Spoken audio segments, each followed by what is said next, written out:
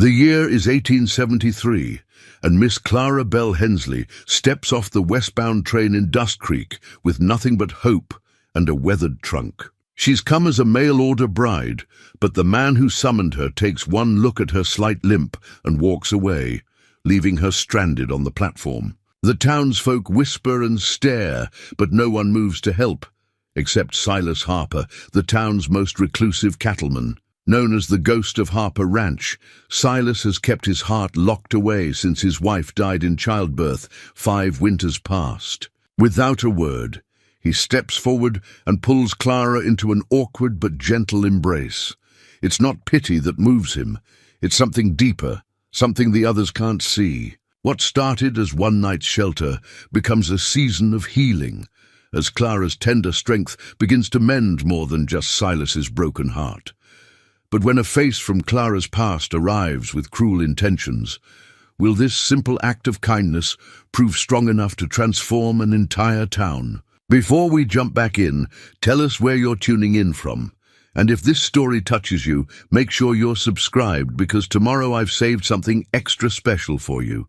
Clara Bell Hensley had always known she wasn't the marrying kind, at least not in the traditional sense that caught men's eyes in the parlors of Columbus, Ohio. At 26, she carried herself with the quiet dignity of a woman who'd learned to find her worth in useful hands rather than a pretty face. Her auburn hair, always pinned back sensibly, caught the afternoon light as she'd worked in her sister's kitchen, kneading bread with the same methodical patience she applied to most everything in life. The limp had come from a childhood fever that left her right leg slightly shorter than the left, but Clara had never let it slow her down much. She'd taught herself to move with a gentle grace that made folks forget about the uneven gait after a spell. Her hands, rough from years of helping her widowed sister raise 3 young ones, could gentle a colicky baby, stitch a wound clean, or coax life from the sourest patch of garden soil. When her sister Millicent married again, a good man who loved the children but made it clear the house was getting too small for extended family, Clara found herself reading the matrimonial advertisements in the back of the Weekly Dispatch with more than passing interest. She wasn't looking for romance, mind you. Romance was for girls with smooth faces and dowries. Clara was looking for purpose, for a place where her particular gifts might be needed. Widower farmer seeks capable wife for companionship and partnership. Must be of good moral character and strong constitution. Modest home, reliable income, honest intentions. No frivolity seekers need apply. She'd written 3 letters to that advertisement before finding the courage to send one. The response came back surprisingly quick, written in a careful hand that suggested education, despite the simplicity of the words. Miss Hensley, your letter speaks to good sense and Christian values. Dust Creek is hard country, but honest. If you're of a mind to make a life here, arrangements can be made for your passage. The money for the train ticket arrived with the next post, along with a daguerreotype of a stern-faced man with kind eyes, standing beside a modest frame house with mountains rising behind it like promises. Clara studied that photograph for hours, trying to read the character in those features, wondering if she'd find contentment in that distant landscape. She'd never imagined she'd be standing alone on a raw pine platform, watching that same stern, face harden with disappointment before turning away without so much as a howdy-do. Now, 3 hours after the westbound pulled away in a cloud of steam and bitter smoke, Clara sat on her trunk in the dying light, wondering if she had enough money left for a return ticket to Ohio. The depot agent had long since locked up and gone home.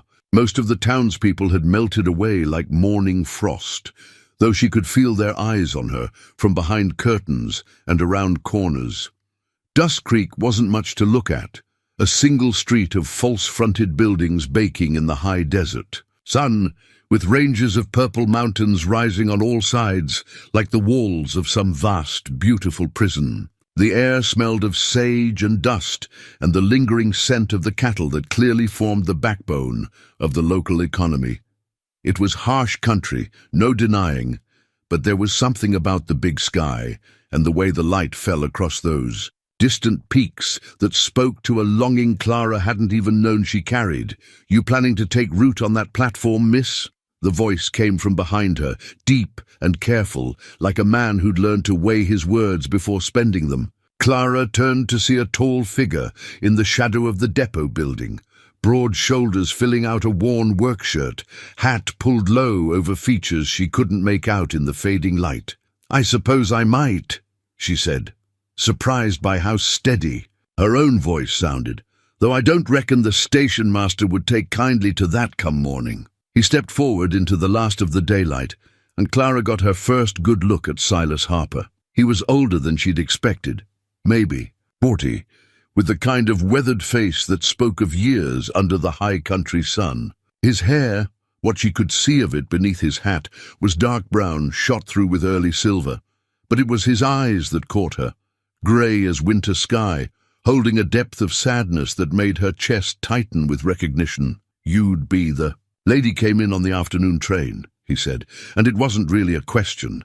I would be Clara Bell Hensley, late of Columbus, Ohio, and currently of nowhere in particular." She managed a smile that didn't feel entirely forced. "I take it news travels fast in a town this size. Fast enough." He glanced toward the main street, where lamplight was beginning to glow in windows. "Henry Caldwell's a fool, if you don't mind me saying so." Clara felt heat rise in her cheeks. "He's entitled to his preferences, I suppose." Preferences. Silas said the word like it tasted bitter. "A man answers an advertisement for a wife. He ought to have the decency to at least share a cup of coffee before making up his mind." There was something in his voice, a controlled anger that wasn't directed at her, that made Clara look at him more carefully. This wasn't idle curiosity or small-town gossip. This was a man who understood something about disappointment. Still, she didn't need charity, however kindly meant. "I'll be fine, Mr. Harper." Silas Harper. He touched the brim of his hat. "And I don't doubt you'll be fine, Miss Hensley. Question is whether you'll be fine tonight, with no hotel in town and the next train not due till Thursday." Clara's stomach dropped. Thursday was 4 days away. She had perhaps $3 left in her reticule, and she'd already learned that Henry Caldwell's Christian charity didn't extend to providing shelter for unwanted mail-order brides. As if reading her thoughts, Silas said, "I've got a spare room at my place. Nothing fancy, but it's clean and private. Mrs. Patterson, she's the preacher's widow, comes by twice a week to help with the housekeeping. She could chaperone if you're concerned about proprieties." Clara studied his face in the growing dusk. There was nothing false or calculating in his expression, just a quiet kindness that reminded her of her late father. Still, accepting shelter from a strange man in a strange town wasn't the sort of thing a sensible woman did lightly. "That's very generous, Mr. Harper, but I couldn't impose." "Wouldn't be an imposition." He picked up her trunk, as if it weighed. "Nothing," settling it on his shoulder. "I've got a wagon just down the street. Harper Ranch is about 3 miles out, good road most of the way." "I haven't said yes yet," Clara pointed out, though she was already reaching for her carpet bag. Silas paused, looking at her with those storm-grey eyes. "No, ma'am, you haven't. But you're going to, because you're a practical woman who knows when to accept help gracefully, and because something tells me you understand that sometimes folks need to offer kindness as much as other folks need to. Receive it." Clara felt something shift inside her chest, a recognition of truth that went deeper than logic. This man, this Silas Harper with his careful words and sad eyes, was offering more than just shelter. He was offering a moment of grace in what had been the worst day of her adult life. "I suppose I am," she said quietly, "and I suppose I do." Without another word, he turned toward the street. Clara followed, her uneven gait keeping time with his longer strides as they walked toward whatever the evening might bring. Behind them, the empty platform seemed to watch their progress with the patience of a place that had seen many arrivals and departures, and knew that not all journeys ended where they began. The wagon was plain but well maintained. the horse a sturdy bay that nuzzled Clara's palm when she offered it. Silas helped her up to the seat with the same quiet courtesy he'd shown since first speaking to her, then settled beside her with the reins in his capable hands. As they rolled out of town, Clara caught glimpses of curious faces in windows, and she knew that by morning the entire population of Dust Creek would know that the rejected mail-order bride had gone home with the ghost of Harper Ranch. The thought should have mortified her, but somehow, sitting beside this kind, damaged man as the stars began to appear in the vast sky above, Clara found she couldn't bring herself to care what the gossips might say. Some things, she was learning, mattered more than reputation. The morning came soft and golden over Harper Ranch, with the kind of light that made even the harsh country look gentle. Clara woke in a narrow but comfortable bed, surrounded by whitewashed walls and simple furniture that spoke of a man's practical needs rather than a woman's touch. The room smelled faintly of lavender, Mrs. Patterson's influence no doubt, and through the single window she could see rolling pasture land stretching toward those magnificent mountains. She'd slept better than she had in weeks, which surprised her given the circumstances. Perhaps it was the altitude or the clean air, or simply the relief of having a roof over her head and no immediate decisions to make. Silas had been the perfect gentleman the night before, showing her to her room with quiet efficiency before, bidding her good night and disappearing into what she assumed was his own quarters at the far end of the house. Now, dressed in her second-best dress and having done what she could with her hair, using the small mirror above the washstand, Clara made her way to the kitchen, following the scent of coffee and something that might have been biscuits. She found Silas at the stove, managing what was clearly a valiant but inexpert attempt at breakfast. He looked up when she entered, and she caught a glimpse of something almost shy in his expression before he turned back to the pan. "Morning, Miss Hensley. Hope you slept well." "I did, thank you. And please call me Clara, after last night's kindness. I think we can dispense with excessive formality." He nodded, still focused on what appeared to be eggs that were fighting a losing battle against overcooking. "Coffee's fresh, if you'd like some. Afraid I'm not much of a cook, but I figured you might be hungry after yesterday's troubles." Clara moved to the stove, gently taking the spatula from his hands. "May I? I've been cooking for my sister's family for years. It's the least I can do to earn my keep." Relief flickered across his features as he stepped aside. "Much obliged.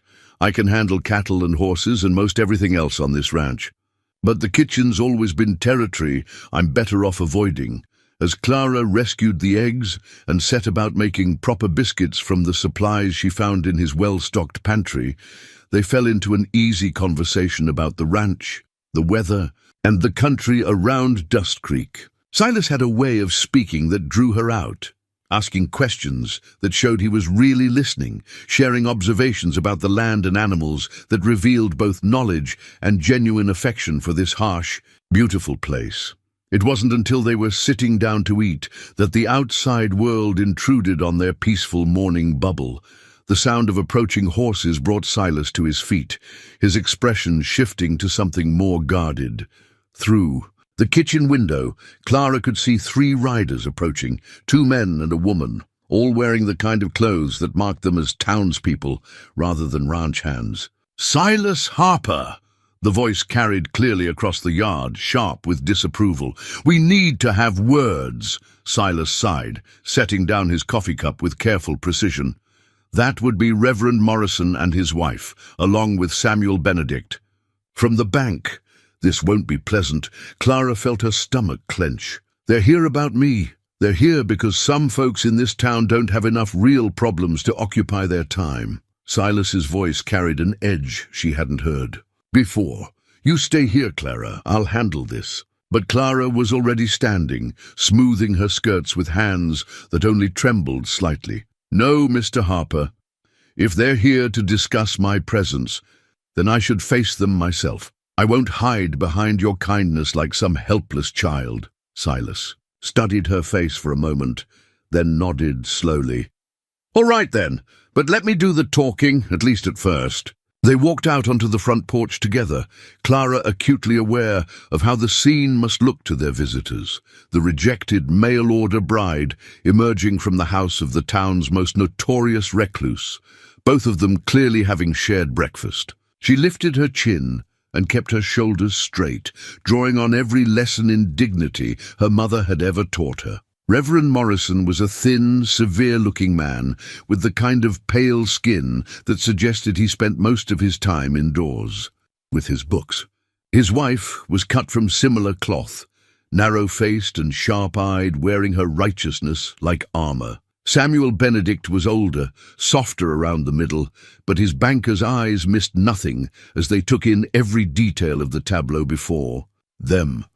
"Silas," the Reverend said, his voice carrying the measured tones of a man accustomed to being heard, "I trust you can explain why this lady is residing under your roof without benefit of proper supervision." "Good morning to you too, Reverend," Silas replied, his tone mild but with steel underneath. "Mrs. Morrison, Sam, lovely day for a ride, isn't it?" Mrs. Morrison's lips pursed like she'd bitten into something sour.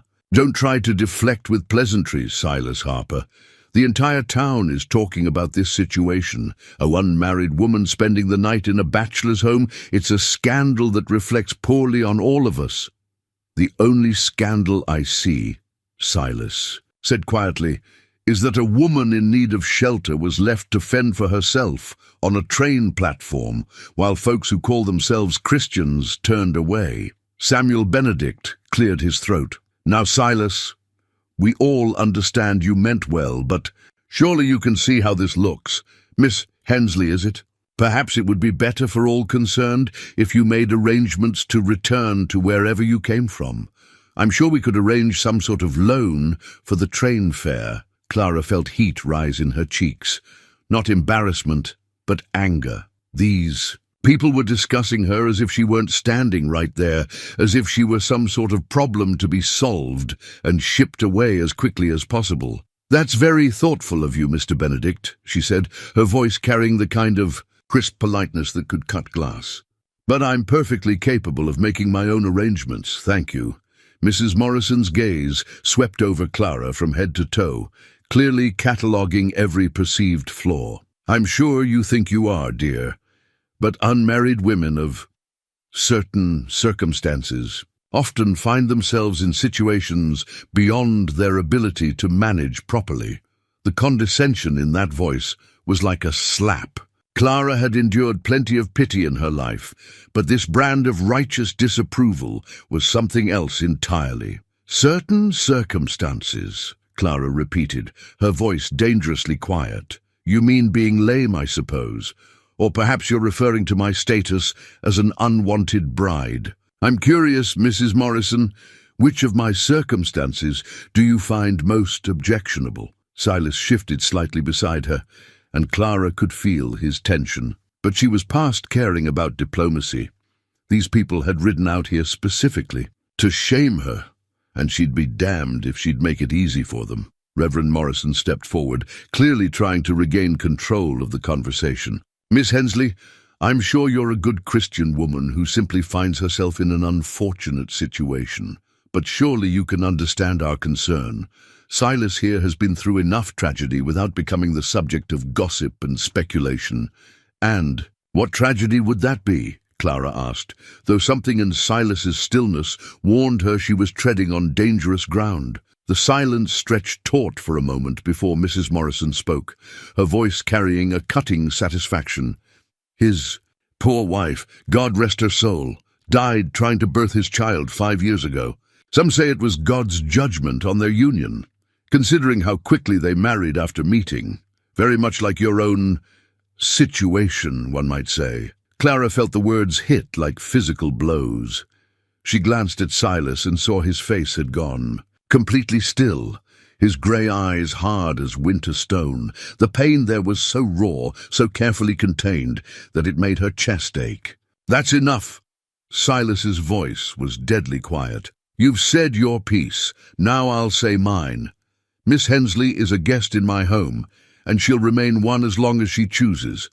What the town thinks about it is no concern of mine." Silas Samuel Benedict began. "No concern of mine," Silas repeated, his tone brooking no argument. "This is my land, and I'll offer hospitality to whoever I please. If that troubles anyone's delicate sensibilities, they're welcome to keep their opinions to themselves." Mrs. Morrison drew herself up like an offended cat. "The moral standards of this community don't include leaving women stranded without shelter," Clara interrupted, surprised by the strength in her own voice. "I may be lame and unwanted, but I know something about Christian charity. And what I saw yesterday, wasn't it?" She took a step forward, ignoring the way her limp seemed more pronounced under their scrutiny. "You want to talk about scandal? The scandal is that a man who advertised for a wife took one look at me and walked away without a word of explanation or apology. The scandal is that an entire town watched it happen and did nothing. Mr. Harper was the only person who showed me basic human decency, and if that troubles your moral standards, then perhaps you need to examine those standards more carefully." The silence that followed was thick enough to cut. Reverend Morrison's face had gone red, while his wife looked like she'd swallowed something unpleasant. Samuel Benedict was studying his hands with apparent fascination. Finally, the Reverend cleared his throat. "Miss Hensley, I understand you're upset, but—" "I'm not upset," Clara said firmly. "I'm disappointed. In your town, in your people, and in the way you've chosen to handle this situation. But I'm not upset. I've seen worse than small-minded gossip, and I've survived it." She turned to Silas, who was watching her with something that might have been admiration in those grey eyes. "Mr. Harper, thank you for breakfast. I believe I'll take a walk around your property if you don't mind. The morning air seems fresher, away from the house." Without waiting for an answer, she walked down the porch steps and headed toward the pasture, her chin high and her gait as steady as she could manage. Behind her, she heard the murmur of voices, Silas speaking in low, controlled tones that somehow managed to convey more menace than shouting would have. She was halfway to the fence line when she heard the horses departing, and a few minutes later, Silas's footsteps approaching across the grass. "That was something to see," he said, quietly, falling into step beside her. "I hope I haven't made things worse for you," Clara replied, though she couldn't bring herself to regret her words. "I'm not usually so direct. Maybe you should be more often." Silas leaned against the fence rail, his eyes on the mountains. "What Mrs. Morrison said about my wife, that was cruel even for her." Clara studied his profile, noting the tension in his jaw, the careful way he held himself. "Do you want to talk about it?" "No." The word came out sharper than he probably intended. Then he sighed. "Maybe, someday, but not today." They stood in comfortable silence for a while, watching his cattle graze in the morning sun. Finally, Clara spoke. "I meant what I said about making my own arrangements. I won't impose on your hospitality indefinitely." Silas turned to look at her, something unreadable in his expression. "What if I told you I hoped you would?" The question hung between them like a bridge waiting to be crossed. Clara felt her heart skip in a way that had nothing to do with the altitude. "I'd ask why," she said softly. "Because you stood up to them," he said simply. "Because you defended me when you didn't have to. Because you make better biscuits than anyone has a right to. And because—" He paused, seeming to struggle with the words. "Because for the first time in 5 years, my house feels like something more than just a place to sleep." Clara felt tears prick at her eyes, not tears of sadness, but of something warmer and more dangerous. "Hope, maybe, or the beginning of it. The next train east doesn't come until Thursday," she said carefully. "That's 4 days away." "It is. A lot can happen in 4 days. It can indeed." Silas pushed away from the fence, offering her his arm. "Well then, Miss Clara Bell Hensley of Columbus, Ohio, how would you like to see the rest of Harper Ranch? It's not much, but it's home." Clara slipped her hand through his arm, marveling at how natural the gesture felt. "I'd like that very much, Mr. Harper. I'd like that very much indeed." As they walked back toward the house, Clara couldn't help but noticed that the morning seemed brighter somehow, full of possibilities she hadn't dared to imagine when she'd stepped off that train yesterday. Behind them, the mountains stood sentinel over the valley, and ahead lay whatever the day might bring. For the first time since leaving Ohio, Clara found herself genuinely curious about what that might be. The days that followed settled into a rhythm that surprised Clara with its naturalness.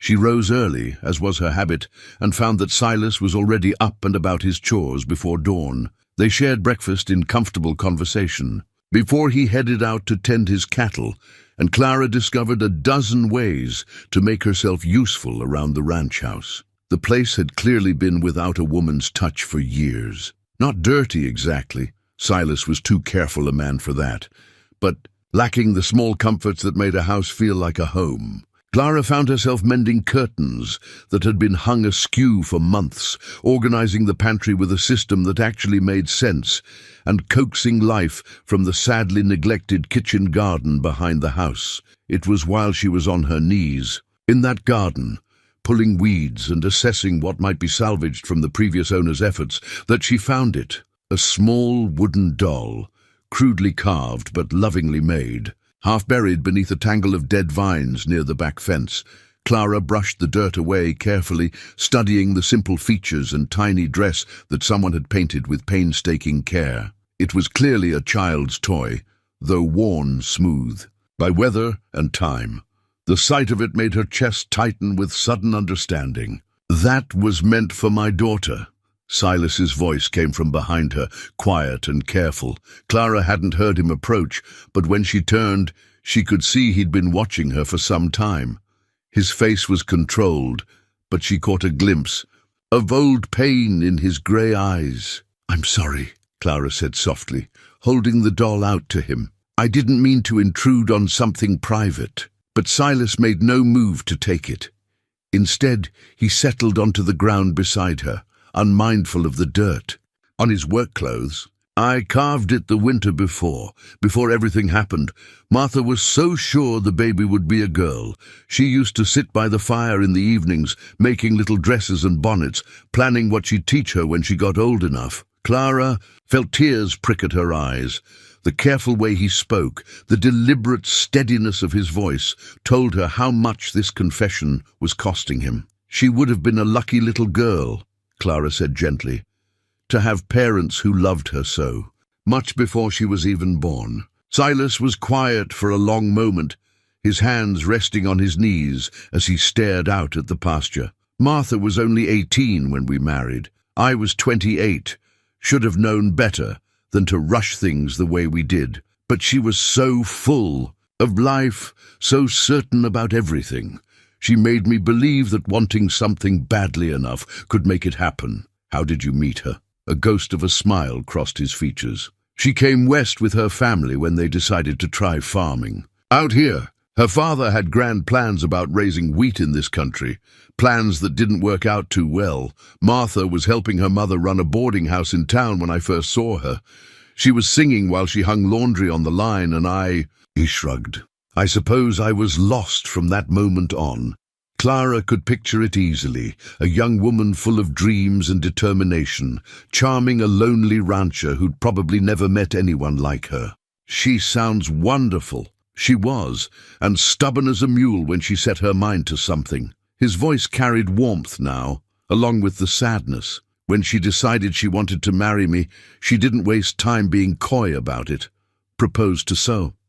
Me herself, if you can believe that. Said life was too short to wait around for men to figure out what they wanted." "A woman after my own heart," Clara murmured, and was rewarded with a genuine smile. "You would have liked each other, I think. Martha had strong opinions about how women should be treated, and she wouldn't have stood for what happened to you yesterday any more than you did." They sat in comfortable silence for a while, the wooden doll resting in Clara's palm like a bridge between past and present. Finally, Silas spoke again. "The baby came early, January, in the middle of the worst blizzard I'd ever seen. Doc Peterson couldn't get out from town, and His voice caught slightly. "I tried to help, but I didn't know what I was doing. Martha fought for hours, but the baby was turned wrong, and there was nothing I could do for either of them." Clara reached over and covered his hand with her free one, offering what comfort she could. "I'm so sorry, Silas. Worst part was, the baby was a girl, just like Martha had predicted. Perfect little thing, would have been beautiful like her mother." He took a shaky breath. "I buried them together up on the hill behind the house. Sometimes I still catch myself listening for Martha's voice or looking for her in the garden." "Grief has its own timeline," Clara said softly. "There's no rushing it, and no shame in holding on to the love that caused it." Silas looked at her with something like surprise in his eyes. "You sound like you know something about loss." Clara considered her words carefully. There were things in her past that she wasn't ready to share, wounds that were still too tender to expose to the light. But this man had just trusted her with his deepest pain, and she owed him something in return. "I was engaged once," she said, finally. "Back in Ohio. A good man, a school teacher who didn't seem to mind about my limp. We had everything planned. The church, the house we'd rent, even picked out names for the children we hoped to have. What happened? He died of pneumonia, 6 weeks before our wedding. Sudden thing, healthy one day, gone the next." Clara smoothed her thumb over the wooden doll's painted face. "I thought I'd die from the pain of it. Couldn't understand how the world could just keep turning when my whole future had disappeared." "How long ago?" 3 years. Long enough that I can talk about it without crying most days, but I understand about listening for voices that aren't there anymore." They sat quietly for a few more minutes, sharing a grief that needed no words. Finally, Silas stirred. "What do you think I should do with that?" He nodded toward the doll. Clara looked down at the small, carved figure, thinking about love and loss, and the strange ways life sometimes offered second chances. "I think you should keep it somewhere safe, not hidden away like it's something shameful, but where you can see it sometimes and remember how much love went into making it." Silas nodded slowly. "Martha would have wanted that, I think. She always said love wasn't meant to be buried with the dead. She sounds like a wise woman." She was. He stood, brushing dirt from his clothes, then offered Clara his hand to help her up. "Come on, I want to show you something else." He led her around to the back of the house, where a well-worn path led up a gentle slope toward a stand of aspen trees. As they climbed, Clara could see 2 simple wooden crosses standing beneath the golden leaves, surrounded by a low fence that someone, Silas, she realized, had built by hand. "I come up here most evenings," Silas said as they reached the little cemetery. "Talk to them sometimes, tell them about the day. Probably sounds foolish. Not foolish at all." Clara studied the crosses, noting the careful carving of the names and dates. Martha Harper, beloved wife. Baby girl, Harper, our angel. Love doesn't end just because someone dies. That's what Mrs. Patterson keeps telling me. She's been after me for years to start living again instead of just existing. Silas glanced at Clara. "She's coming by tomorrow, actually. I think you'll like her." The preacher's widow. "Will she approve of my presence here?" Silas's mouth quirked in what might have been amusement. "Eleanor Patterson makes up her own mind about people, and she doesn't much care what anyone else thinks. She's been fighting the town busybodies for longer than most of them have been alive." As they walked back down the hill, Clara found herself thinking about the wooden doll now tucked safely in her pocket and the story behind it. There was something both heartbreaking and hopeful about the way Silas had shared that piece of his past with her, as if he was finally ready to let someone else into the guarded space around his grief. That evening, as they sat on the front porch watching the sun set behind the mountains, Clara worked on mending one of Silas's shirts while he repaired a piece of harness. The domesticity of it struck her as both foreign and completely natural. She couldn't remember ever feeling so comfortable in someone else's presence. "Clara," Silas said suddenly, his hands stilling on the leather, "about what those people said this morning. You don't need to apologize for them." "I'm not. I'm asking if you're all right. What Mrs. Morrison said about how things Happened with Caldwell. That was cruel. Clara set down her needle, considering her words. I've been dealing with people's assumptions about me my whole life, Silas. Some folks look at my limp and see weakness. Others see it and assume I must be grateful for any attention at all. Henry Caldwell clearly fell into the second category. His loss, Silas said quietly. Maybe. Or maybe it was meant to happen this way. Clara looked out at the vast sky, stars beginning to appear in the deepening blue. If he'd been the man I thought he was from his letters, I'd have married him and never known that places like this existed. Never met you. Silas turned to look at her. Something unreadable in his expression. And would that have been such a loss? Clara felt heat rise in her cheeks, but she met his gaze steadily. I think it would have been. Yes. The silence that followed was charged with possibility, full of things neither of them was quite ready to say out loud. Finally, Silas cleared his throat and returned to his work. Mrs. Patterson will be here around noon, tomorrow. Fair warning. She's going to ask you approximately 100 questions and probably try to feed you enough food for 3 people. Should. I'd be worried, only if you don't like apple pie, and unsolicited advice about men. Silas's eyes held a glint of humor. She's been trying to marry me off for the better part of 5 years.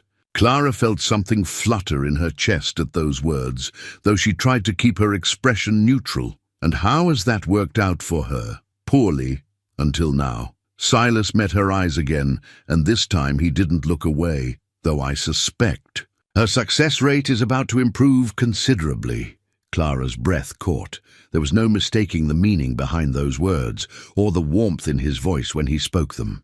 The careful walls they'd both been maintaining seemed to shimmer and shift, revealing glimpses of something deeper underneath.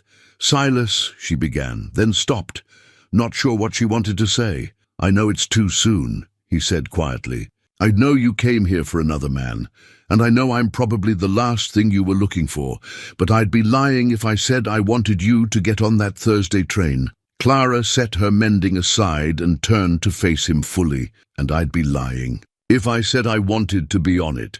The admission hung between them like a promise, fragile and precious in the gathering darkness. Tomorrow would bring Mrs. Patterson and whatever complications she might represent. The day after that would bring new challenges, new choices to be made.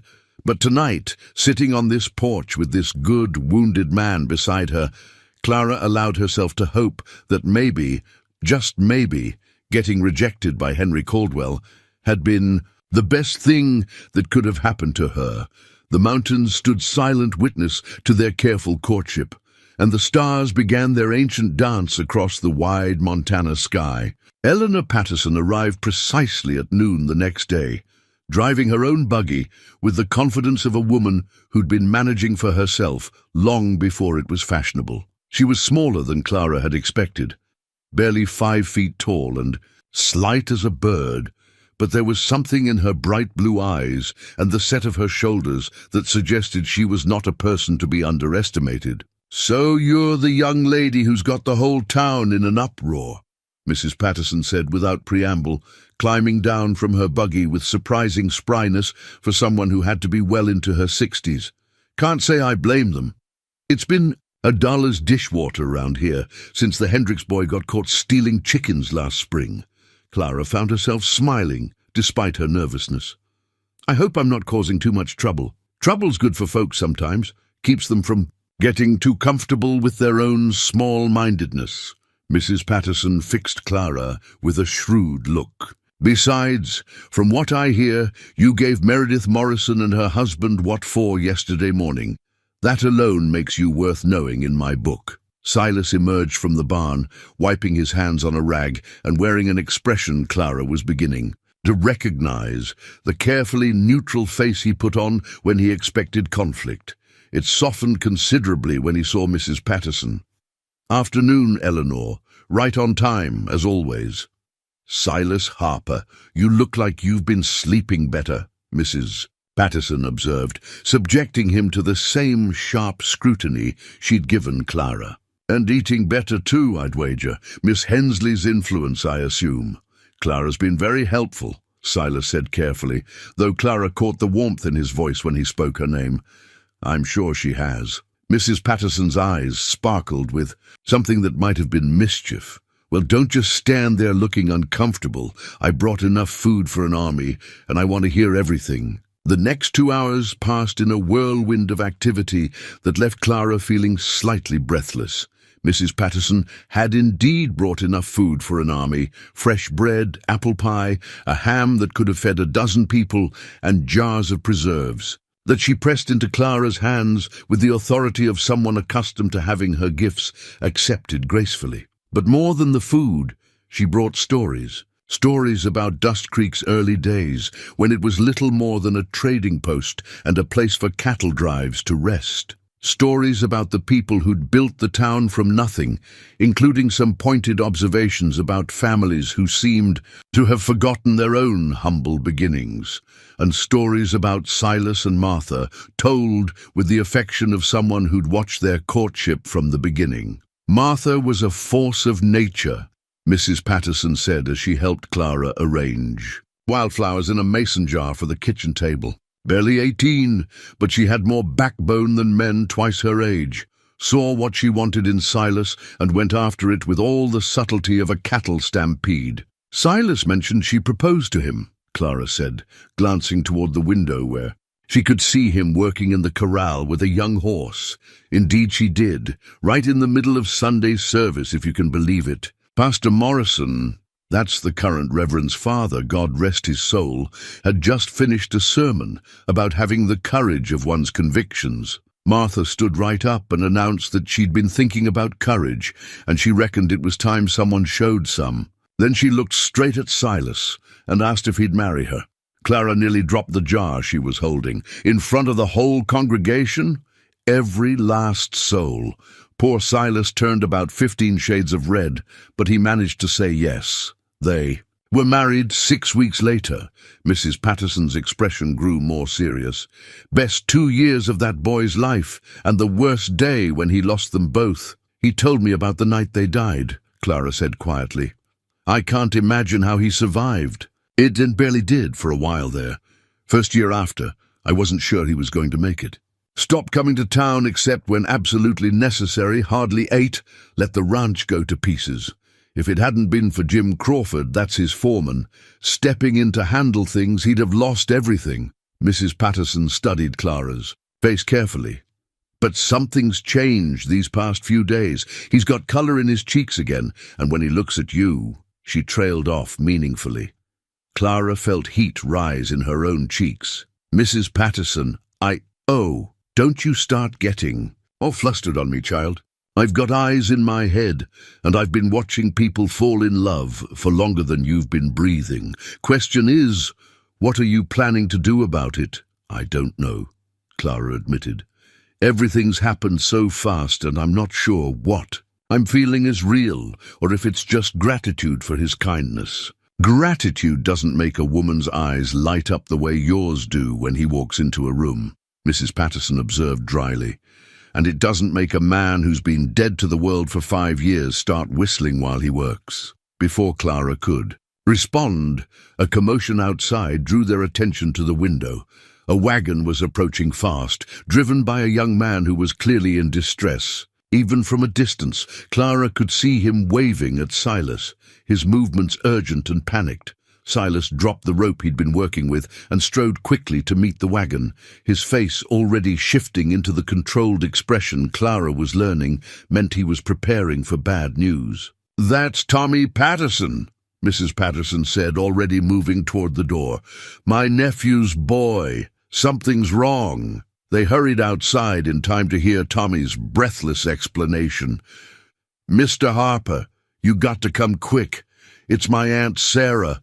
The baby's coming, but something ain't right. She's been laboring since before dawn, and Ma's scared. Doc Peterson's out at the widow McKinnon's place with her pneumonia, and we don't know what to do." Clara felt something cold settle in her stomach. A difficult birth, no doctor available. She'd heard this story before, and she knew how it could end. "Where's Sarah?" Mrs. Patterson demanded, already untying her apron. "At our place, ma'am. Ma didn't want to move her once the pain started coming so close together." Silas was already moving toward the barn. "I'll saddle the horses. Eleanor, you go ahead in the buggy, and I'll—" "Wait." Clara's voice cut through the urgency, stopping them all in their tracks. "I can help." 3 pairs of eyes turned to her, and Clara felt the weight of their attention like a physical thing. But she'd made her decision, and there was no taking it back now. "I've delivered babies before," she said, her voice stronger now. "My sister's 3, and several others back in Ohio. I'm not a doctor, but I know what to do when things go wrong." "Clara," Silas said carefully, "if something happens—" "Something's already happening," Clara interrupted, moving toward the buggy. "And right now, I might be the only chance that woman and her baby have." Mrs. Patterson was studying her with those sharp blue eyes, clearly weighing Clara's words against what she knew about the situation. Finally, she nodded decisively. "Get in the buggy, child. Tommy, you ride ahead and tell your mother we're coming. Silas, follow us as quick as you can." The next hour blurred together in Clara's memory like a fever dream. Sarah Patterson, a young woman barely out of her teens, was in the grip of a labor that had gone on far too long. Her mother hovered nearby, wringing her hands and offering suggestions that weren't helping anyone. Clara took one look at the situation and felt her training take over. She'd learned midwifery from her own mother, who'd helped bring half the babies in their county into the world. The knowledge was buried deep, rusty from disuse, but it came flooding back when she needed it. "Mrs. Patterson, I need you to help." "Me get her positioned differently," Clara said, rolling up her sleeves. "And someone needs to boil water, lots of it." For the next 2 hours, Clara worked with quiet efficiency, drawing on every technique her mother had taught her. The baby was breached, turned the wrong way in the womb. But Clara had seen it before and knew what to do. It was delicate work, requiring patience and steady hands. But gradually, she managed to turn the child into the proper position. When Sarah's daughter finally entered the world with a lusty cry that could be heard throughout the house, Clara felt tears of relief streaming down her face. She cleaned the baby carefully, checked to make sure she was breathing properly, then placed her in her mother's arms. "She's perfect," Sarah whispered, exhaustion and joy warring in her voice. "Thank you. Oh, thank you." Clara sank into a chair beside the bed, suddenly aware of how much the last few hours had taken out of her. Her back ached, her hands were shaking with reaction, and she felt emotionally wrung out in a way that had nothing to do with physical tiredness. "That was beautiful work, child," Mrs. Patterson said quietly, appearing at her elbow with a cup of tea that Clara accepted gratefully. "Where did you learn to do that?" "My mother was a midwife back in Ohio. She taught me when I was young, said every woman should know how to help another woman in her time of need." Clara sipped the tea, feeling the warmth spread through her chest. "I haven't done it in years, though. I was afraid I'd forgotten too much." "Some things you never forget," Mrs. Patterson observed. "They're too important to lose." It wasn't until they were preparing to leave that Clara noticed her hands were stained with blood, and that her second-best dress, the only good dress she had, was likely ruined beyond repair. The sight of it brought an unexpected wave of emotion. She'd been so focused on helping Sarah that she hadn't thought about the practical consequences of her actions. "It'll wash," Mrs. Patterson said firmly, following Clara's gaze.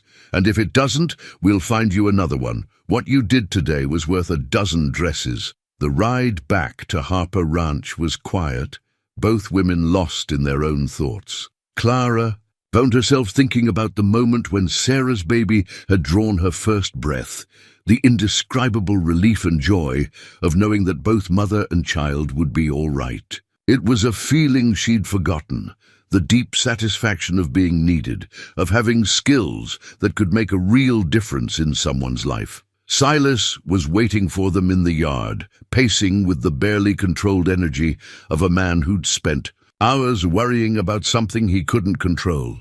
The relief on his face when he saw them was almost palpable. "How did it go?" he asked as soon as the buggy stopped. "You're Miss Hensley," Mrs. Patterson said, with deliberate emphasis on the possessive. "Just saved 2 lives today. Sarah and the baby are both doing fine thanks to her." Silas's eyes found Clara's, and she saw something in them that made her breath catch. Pride, admiration, and something deeper that she wasn't quite ready to name. "You're all right?" he asked quietly. "I'm fine," Clara said, then amended, "Tired, but fine." Mrs. Patterson climbed down from the buggy with her usual brisk efficiency. "Well, I'd better get back to town. This news will be all over Dust Creek by supper time, and I want to make sure it's told properly." As she prepared to drive away, she leaned close to Clara and spoke in a voice just loud enough for Silas to hear. "That cameo brooch you're wearing, it was your mother's?" Clara's hand went automatically to the brooch at her throat, her mother's most precious possession and the only thing of real value she owned. "Yes, Mom. She'd be proud of what you did today, and she'd be proud of the choice you're making." "To stay here." Mrs. Patterson's eyes twinkled with satisfaction. "Because you are staying, aren't you? After today, I don't think this town could bear to lose you."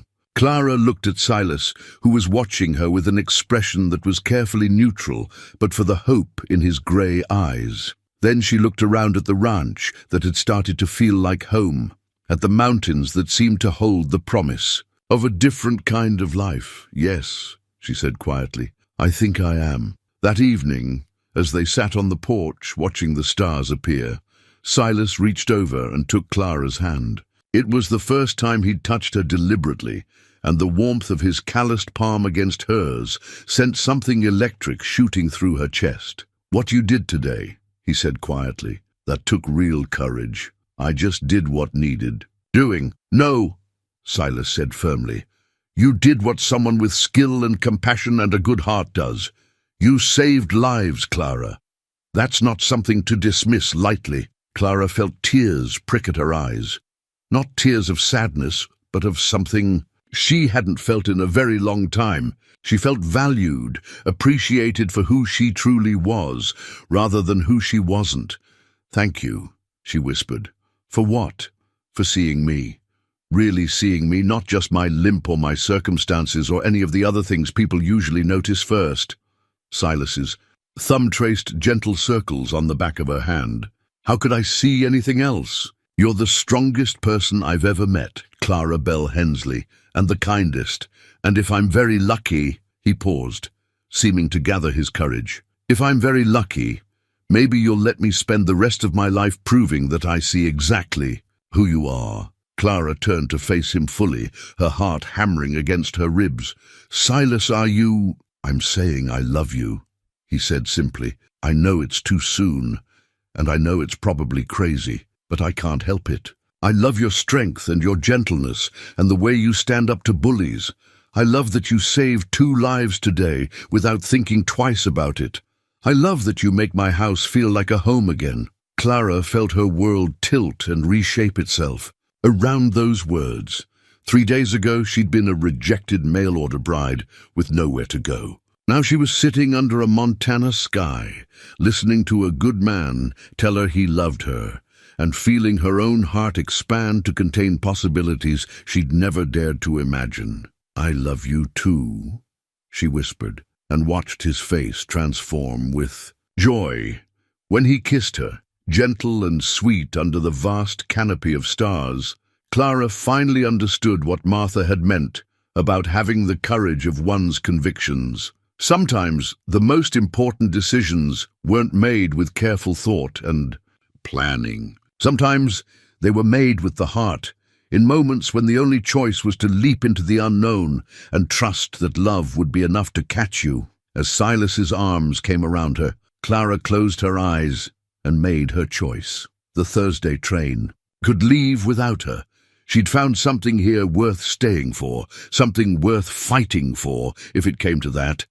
And somehow, sitting in the arms of this good, wounded man who'd shown her what real love looked like, Clara had the feeling it might just come to that. Winter came early to Dust Creek that year, sweeping down from the mountains with a ferocity that caught even the old-timers by surprise. By the first week of November, snow lay 3 feet deep across the valley, and the temperatures had dropped, low enough to freeze the water in the horse trough solid every night.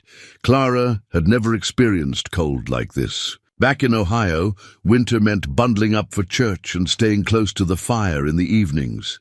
Here, winter was a living thing that stalked the landscape with predatory intent, looking for any weakness, any crack in a person's defenses. Her limp, which had been merely noticeable in the warmer months, became a genuine hardship when the cold settled into her bones. The old injury ached constantly, and some mornings she could barely put weight on her right leg. She did her best to hide it from Silas, but he was too observant and too caring to miss the way she favored her left side or the careful way she moved when she thought he wasn't watching. "You need to see Doc Peterson about that leg," he said one morning as they worked together to break ice from the water troughs. Clara was moving stiffly, her breath coming in sharp puffs as she fought to keep up with the physical demands of ranch. "Work in winter conditions. It's fine," Clara said automatically, though the pain shooting up from her ankle made her grit her teeth, just a little stiff from the cold. Silas straightened, fixing her with the steady look she'd learned meant he wasn't going to be put off with polite deflection. "Clara, I've watched you limp more in the past week than in all the months before. This isn't a little stiff," she sighed, leaning against the fence post for support. The truth was, the cold was affecting her more than she'd expected. Some mornings she could barely get out of bed, and the constant ache had worn her down until she felt fragile as spun glass. "What would Doc Peterson do that I don't already know?" she asked. "Tell me to keep it warm and rest it? I can't exactly rest in the middle of winter ranch work." "You could, if you'd let me hire some help," Silas said quietly. "Jim Crawford's been after me for years to take on another hand for the winter months. With the cattle needing constant attention. In this weather, you're not hiring help because of me," Clara interrupted, her voice sharper than she'd intended. "I won't be the reason you spend money you might not have." It was an old argument between them, born of Clara's fierce independence and her awareness that she was still, technically, a guest in his home. They'd talked about marriage in the abstract, about love and futures and the life they might build together, but nothing had been formalized. No banns had been posted, no rings exchanged. In the eyes of the law and the community, she remained a woman of uncertain status, dependent on Silas's charity. The thought sat uneasily with her, especially on days when the pain made her feel like a burden rather than a partner. Silas's jaw tightened, a sure sign that he was fighting his own frustration. "Clara, this isn't about charity or dependence. This is about the woman I love being in pain and me wanting to do something about it." "And what happens if something goes wrong?" The question burst out of her before she could stop it, carrying all the fear she'd been trying to keep buried. "What happens if the winter gets worse, or the cattle don't make it, or you decide you can't afford to keep me here anymore?" Silas went very still, his grey eyes searching her face with an intensity that made her want to look away. "Is that what you think this is? Some kind of temporary arrangement that I'll end the moment it becomes inconvenient?" "I don't know what to think," Clara admitted, the words coming out smaller than she'd intended.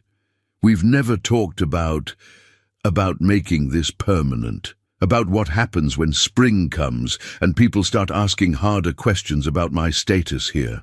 The silence stretched between them, filled with the sound of wind in the bare trees and the distant lowing of cattle. Finally, Silas set down the tools he'd been holding and moved closer, his hands coming up to frame her face with gentle fingers. "Clara, Belle Hensley," he said quietly, "I've been a fool. I've been so worried about rushing you, about pushing too hard too fast, that I forgot you might need to hear the words said plain." He took a breath, his eyes never leaving hers. "Marry me. Not someday, not when it's convenient, but soon. As soon as we can arrange it. I want you to be my wife, not my guest." I want your name on this deed alongside mine, and I want every person in this valley to know that you belong here. With me, permanently." Clara felt her breath catch, hope and fear warring in her chest. "Silas, I know the timing isn't ideal," he continued, his thumbs brushing away tears she hadn't realized were falling. "I know it's the middle of winter and you're hurting and everything feels uncertain, but that's exactly why I don't want to wait. Life's too short and too unpredictable to waste time on propriety." "People will talk," Clara said weakly. "People are already talking. Let them talk about a wedding instead of speculation." Before Clara could respond, the sound of approaching horses cut through their conversation. Silas's hands dropped from her face as they both turned toward the road, where 3 riders were approaching through the snow at a pace that suggested urgency rather than a social call. Clara recognized Samuel Benedict from the bank, along with 2 men she didn't know. One wearing a deputy's badge, the other dressed in the kind of expensive clothing that marked him as someone from outside their small community. "Mr. Harper," Benedict called out as they drew near, "we need to speak with you. Official business." Silas moved slightly in front of Clara, a gesture she might have found protective under different circumstances, but that now felt ominous. "What kind of official business, Sam?" The deputy, a young man who looked uncomfortable with his errand, dismounted and approached with obvious reluctance. "Mr. Harper, this is Mr. Thornton from the territorial government. He's here about some irregularities in land records." The well-dressed stranger stepped forward, his smile polite but cold. "Mr. Harper, I'm Arthur Thornton, Territorial Land Commissioner. I'm afraid there's been some question raised about the validity of your deed to this property." Clara felt the blood drain from her face. Land disputes were serious business in territory like this, where ownership could be the difference between prosperity and destitution. She'd heard stories of families losing everything to legal technicalities or fraudulent claims. "What kind of question?" Silas asked, his voice carefully controlled. Thornton pulled a folder from his saddlebag, extracting several official-looking documents. "It seems there's some dispute about the original survey that established your property boundaries. A claim has been filed suggesting that a significant portion of your ranch, including the main house and water rights, actually belongs to someone else." "That's impossible," Silas said flatly.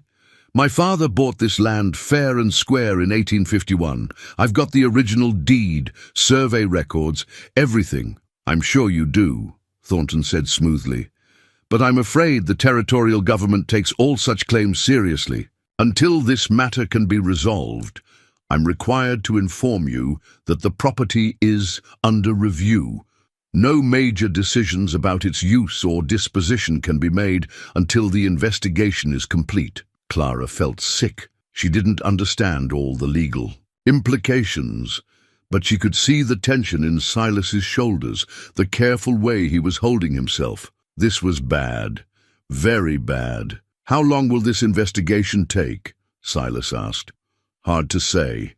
Could be weeks, could be months. Depends on how quickly we can locate all the relevant records and interview the necessary parties." Thornton's smile never wavered. "In the meantime, I'm sure you understand that any changes to the household arrangements should be postponed until ownership is clarified." The meaning behind his words hit Clara like a physical blow. No marriage, no changes to her status. She would remain in legal limbo until this matter was resolved, dependent on Silas's charity and the community's tolerance. "Who filed this claim?" Silas demanded. "I'm not at liberty to disclose that information at this time," Thornton replied. "But I assure you, it's someone with substantial legal standing and significant evidence to support their position." After the men left, Clara and Silas stood in the snowy yard, the weight of this new crisis settling around them like a burial shroud. The proposal that had felt like salvation just minutes before now seemed like another dream deferred, another future, snatched away by forces beyond their control. "This doesn't change anything," Silas said finally, his voice rough with emotion.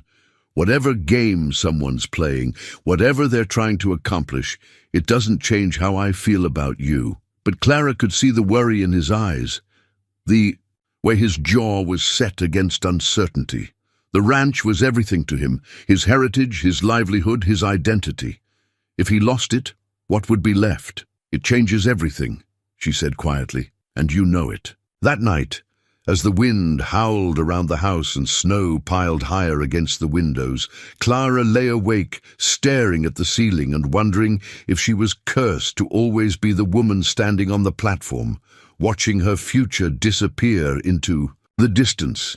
She reached under her pillow for the small wrapped bundle she kept there, her mother's cameo brooch, the only thing of real value she owned. In the moonlight filtering through the frost-covered window, the carved profile seemed to watch her with gentle reproach, as if asking why she was so quick to assume the worst. Clara closed her eyes and tried to summon her mother's voice.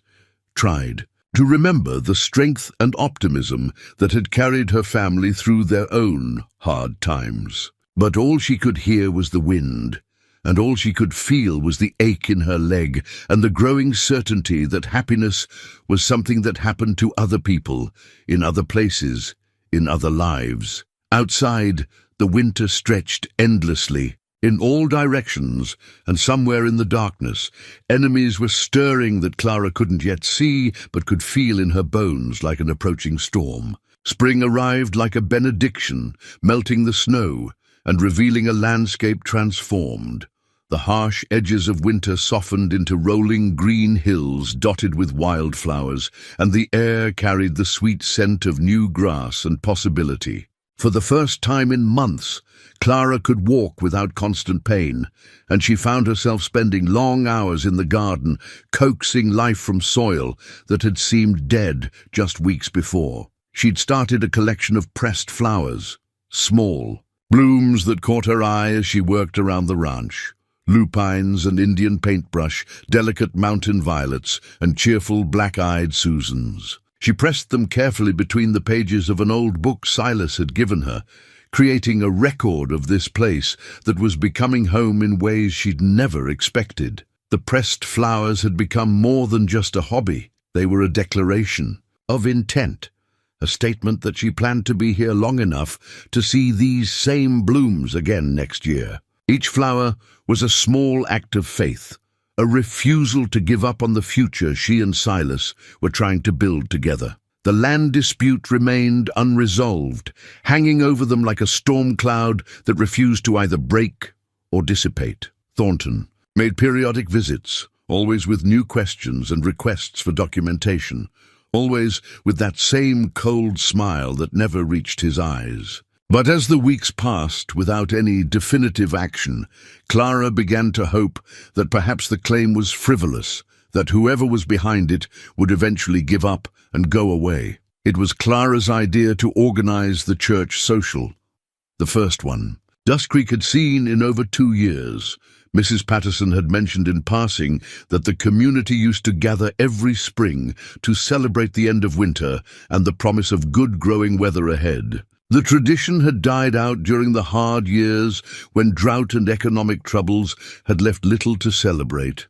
But this year feels different, Clara said, as she and Mrs. Patterson worked together in the church kitchen, preparing for the event. People seem more hopeful. Maybe it's time to start some traditions again. Mrs. Patterson smiled, her hands never pausing in their work of kneading bread for the gathering. You know, I think you're right. There's been a change in the air around. Here, since you arrived, folks seem more willing to help each other, more interested in being neighbors instead of just people who happen to live in the same place. I can't take credit for that, can't you? Mrs. Patterson fixed her with one of those sharp looks that seemed to see straight through to a person's soul. When was the last time you saw Samuel Benedict crack a smile? Or noticed Reverend Morrison actually listening to what people were saying instead of just waiting for his turn to talk? People change when they see real kindness in action, Clara. It reminds them of who they used to be or who they might become. The social was scheduled for a Saturday afternoon in late May when the weather was warm enough for outdoor activities. but not yet so hot as to be uncomfortable. Clara had thrown herself into the planning with an enthusiasm that surprised even her, organizing games for the children, coordinating food donations, and somehow convincing even the most reluctant families to participate. Silas watched her preparations with a mixture of pride and amazement that warmed Clara's heart. He'd begun to heal in ways that went beyond just learning to smile again. There was a lightness to him now, a sense of engagement with the world that Mrs. Patterson said she hadn't seen since before Martha's death. "You know," he said one evening, as they sat on the porch watching the sunset paint the mountains in shades of gold and rose, "I've been thinking about what we talked about this winter. About making things permanent." Clara's heart skipped, but she kept her voice carefully neutral. "The land situation is still unresolved." "I know, but maybe that doesn't matter as much as I thought it did." Silas turned to look at her, his grey eyes serious. "This ranch is important to me. It's my father's legacy, and I'd fight to keep it. But you're more important. If we lost everything tomorrow, as long as we had each other, we could start over somewhere else." "Silas, I'm not saying I want to lose the ranch," he continued quickly. "I'm saying that I won't let the fear of losing it keep me from claiming the future I want. We've waited long enough, Clara. Legal complications or no legal complications. I want to marry you. Soon." Clara felt tears prick at her eyes, not tears of sadness, but of something deeper and more complex. Relief, maybe, or gratitude for this man who was willing to choose love over security, hope over fear.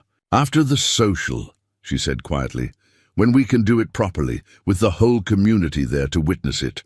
I want everyone to see that we chose each other, whatever may come." The day of the social dawned clear and bright, with the kind of perfect spring weather that seemed too good to be true.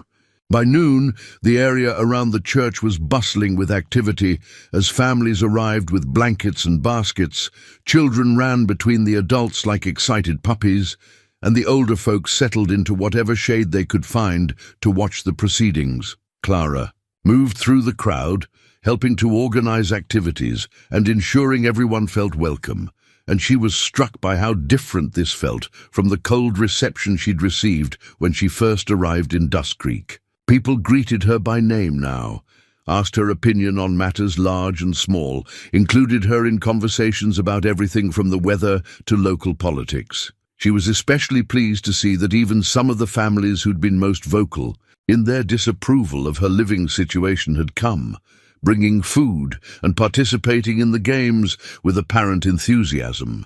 Reverend Morrison still regarded her with a certain cool distance, but his wife had actually spoken to her civilly, and their children were playing happily with the others. "Quite a turnout," Samuel Benedict observed, appearing at Clara's elbow, as she supervised a group of youngsters engaged in a spirited game of tag.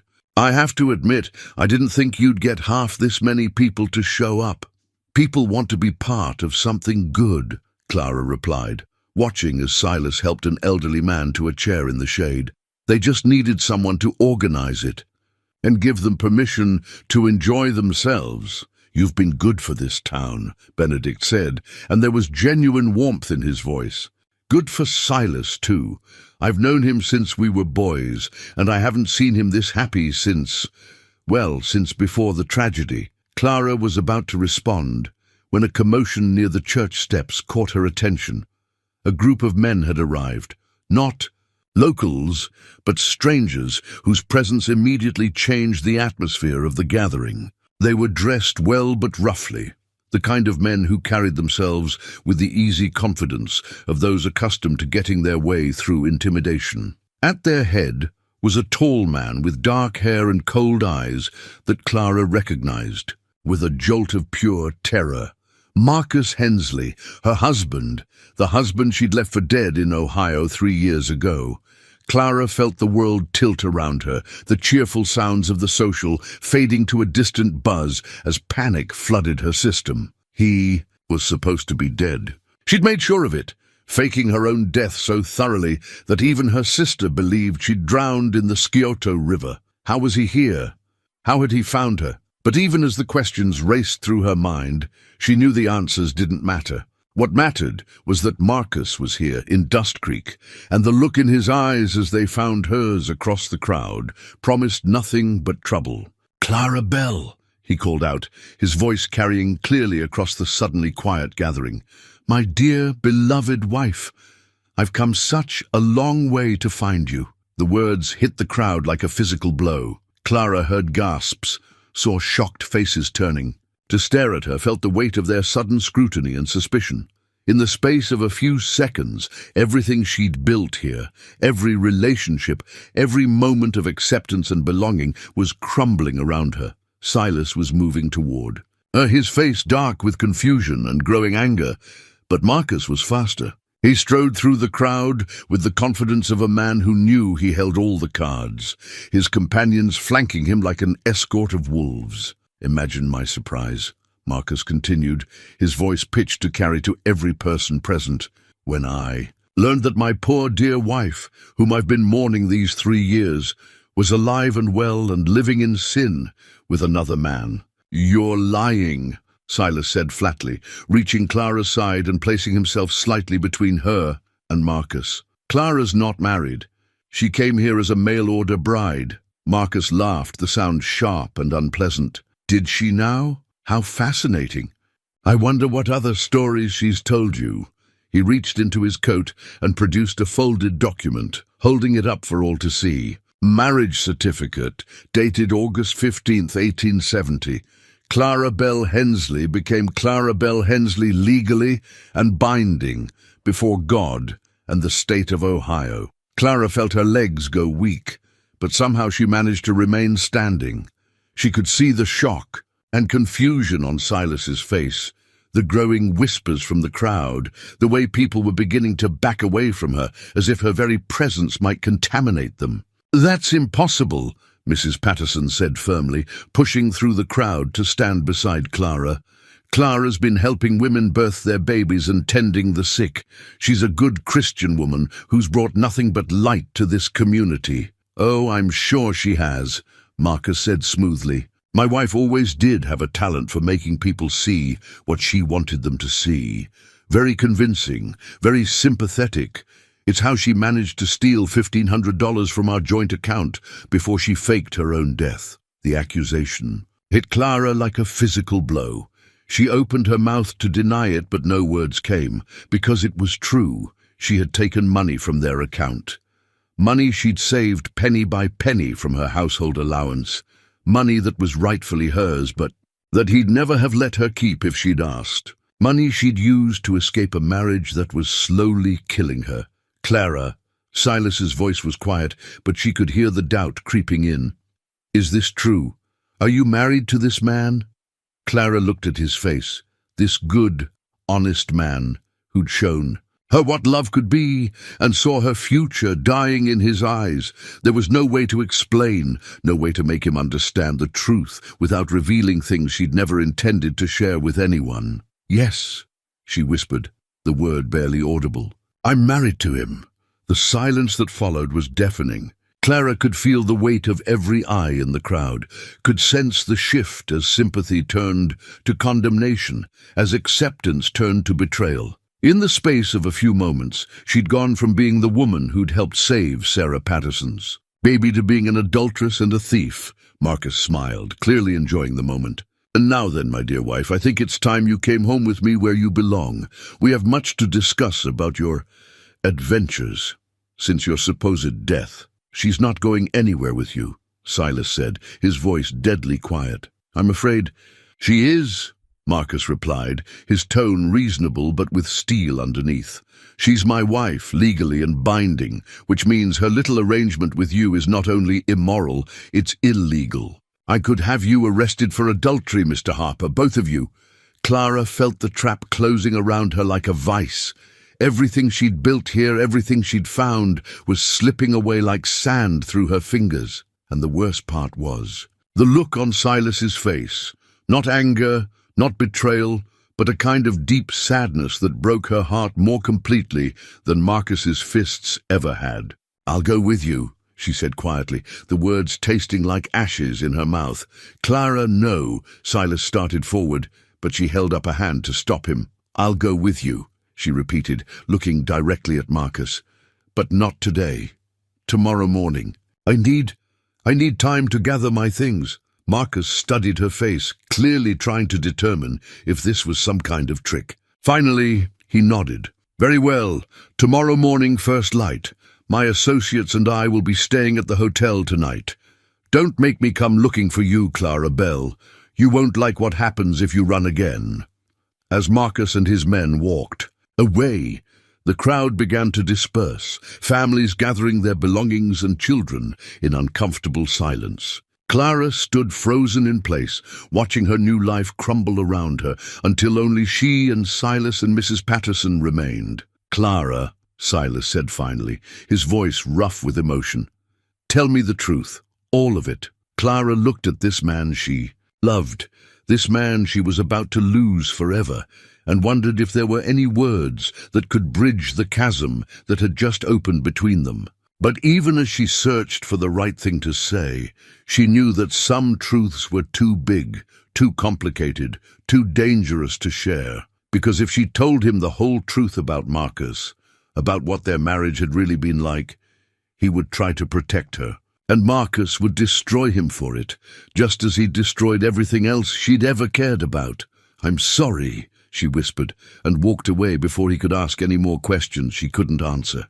That night, as she sat in her room packing the few belongings she'd accumulated during her months at Harper Ranch, Clara carefully pressed one last flower between the pages of her book, a perfect white lily she'd picked that morning before the world fell apart. It would have to be enough to remember this place by, this brief season when she'd been Clara Harper instead of Clara Hensley, when she'd been loved instead of owned. Tomorrow, she would go back to being Marcus's wife, and everything she'd found here would become just a memory. But tonight, she would hold on to it a little longer, pressing it like a flower between the pages of her heart, where no one else could touch it. Clara never made it to the hotel the next morning. At 3 o'clock in the morning, Mrs. Patterson appeared at the kitchen door of Harper Ranch, her face grim and her eyes blazing with the kind of righteous fury that Clara had seen turn grown, men pale. Behind her stood Dr. Peterson, his medical bag in hand and his expression troubled. "Get up, child," Mrs. Patterson said without preamble as Clara appeared in her nightgown, having heard the commotion. "We need to talk, and we need to do it now." Clara wrapped a shawl around her shoulders, her heart hammering with dread. "Mrs. Patterson, what's happened? Is someone hurt? That depends on how you define hurt," the older woman replied grimly. "Doc, show her what you found." Dr. Peterson stepped forward, reaching into his bag to produce a folded piece of paper, aged and yellowed, but with official seals and ribbons that marked it as a legal document. "Miss Hensley, or should I say, Mrs. Hensley, this is your death certificate, filed in Columbus, Ohio, 3 years ago." Clara felt the blood drain from her face. How did I get it?" "Simple. I telegraphed my colleague in Columbus after that husband of yours showed up yesterday, asking for any medical records pertaining to your death. Imagine my surprise when Dr. Hartwell wired back to say he'd signed your death certificate himself." Dr. Peterson's eyes were kind, but troubled. "Care to explain how a dead woman ended up delivering babies in Montana?" Clara sank onto a kitchen chair, her legs suddenly unable to support her. She'd always known this moment might come, the moment when her carefully constructed new life collided with the truth of her past. But she'd hoped for more time, more distance between who she'd been and who she'd become. "The question, Mrs. Patterson said, settling into the chair across from Clara, "is not whether you faked your death. The question is why. And don't you dare insult my intelligence by claiming it was for money or adventure or any other nonsense that man was spouting yesterday." Clara looked between the two faces watching her. Mrs. Patterson's fierce with protective anger, Dr. Peterson's concerned but patient. These were good people, people who'd shown her nothing but kindness. They deserved the truth, even if that truth would likely cost her the only real friends she'd ever had. "He would have killed me," she said finally, her voice barely above her whisper. Not quickly, not in anger, but slowly, day by day, year by year, until there was nothing left of me but what he wanted me to be. The silence that followed her words was heavy with understanding and growing horror. Dr. Peterson leaned forward, his professional eye taking in details Clara hoped weren't visible. "Show me," he said quietly. Clara knew what he was asking. With shaking hands, she pushed back the sleeves of her nightgown, revealing the thin white scars that crisscrossed her forearms. Some straight, some jagged, all deliberately placed where they wouldn't show under normal clothing. Mrs. Patterson's sharp intake of breath was audible in the quiet kitchen. "Dear God in heaven, those are just the ones you can see," Clara said, her voice steady now that the worst was out.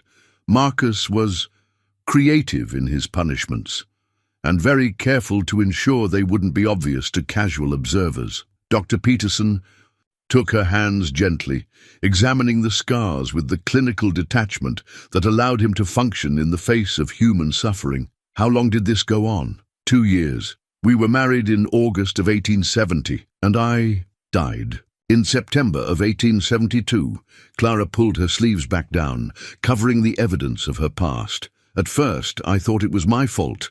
I thought if I could just be a better wife, if I could learn to anticipate his moods, if I could make myself perfect enough, he would stop hurting me. "That's what they want you to think," Mrs. Patterson said grimly. "Men like that, they're very good at making their victims believe they deserve the treatment they receive." Clara nodded, surprised by the older woman's understanding. "When I finally realized that nothing I did would ever be enough, I started planning my escape.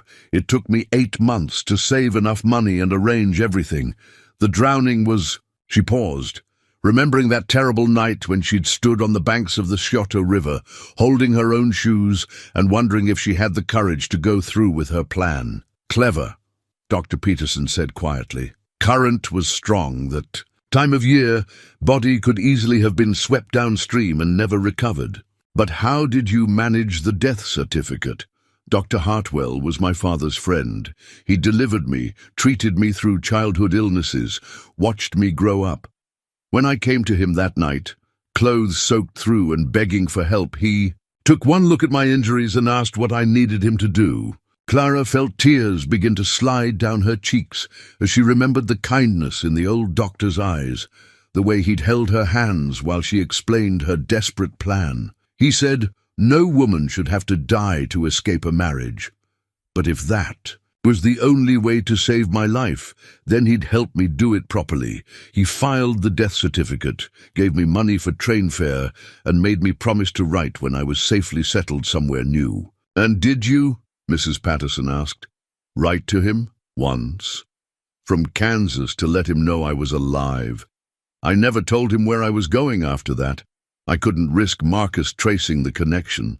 Dr. Peterson sat back in his chair, his expression thoughtful. "That still doesn't explain how your husband found you. If you were legally dead, with no trail to follow." Clara's blood turned to ice as understanding dawned. "The land dispute?" she whispered. "Someone's been investigating the ranch, asking questions, looking into records. They would have found my name, my connection to Silas."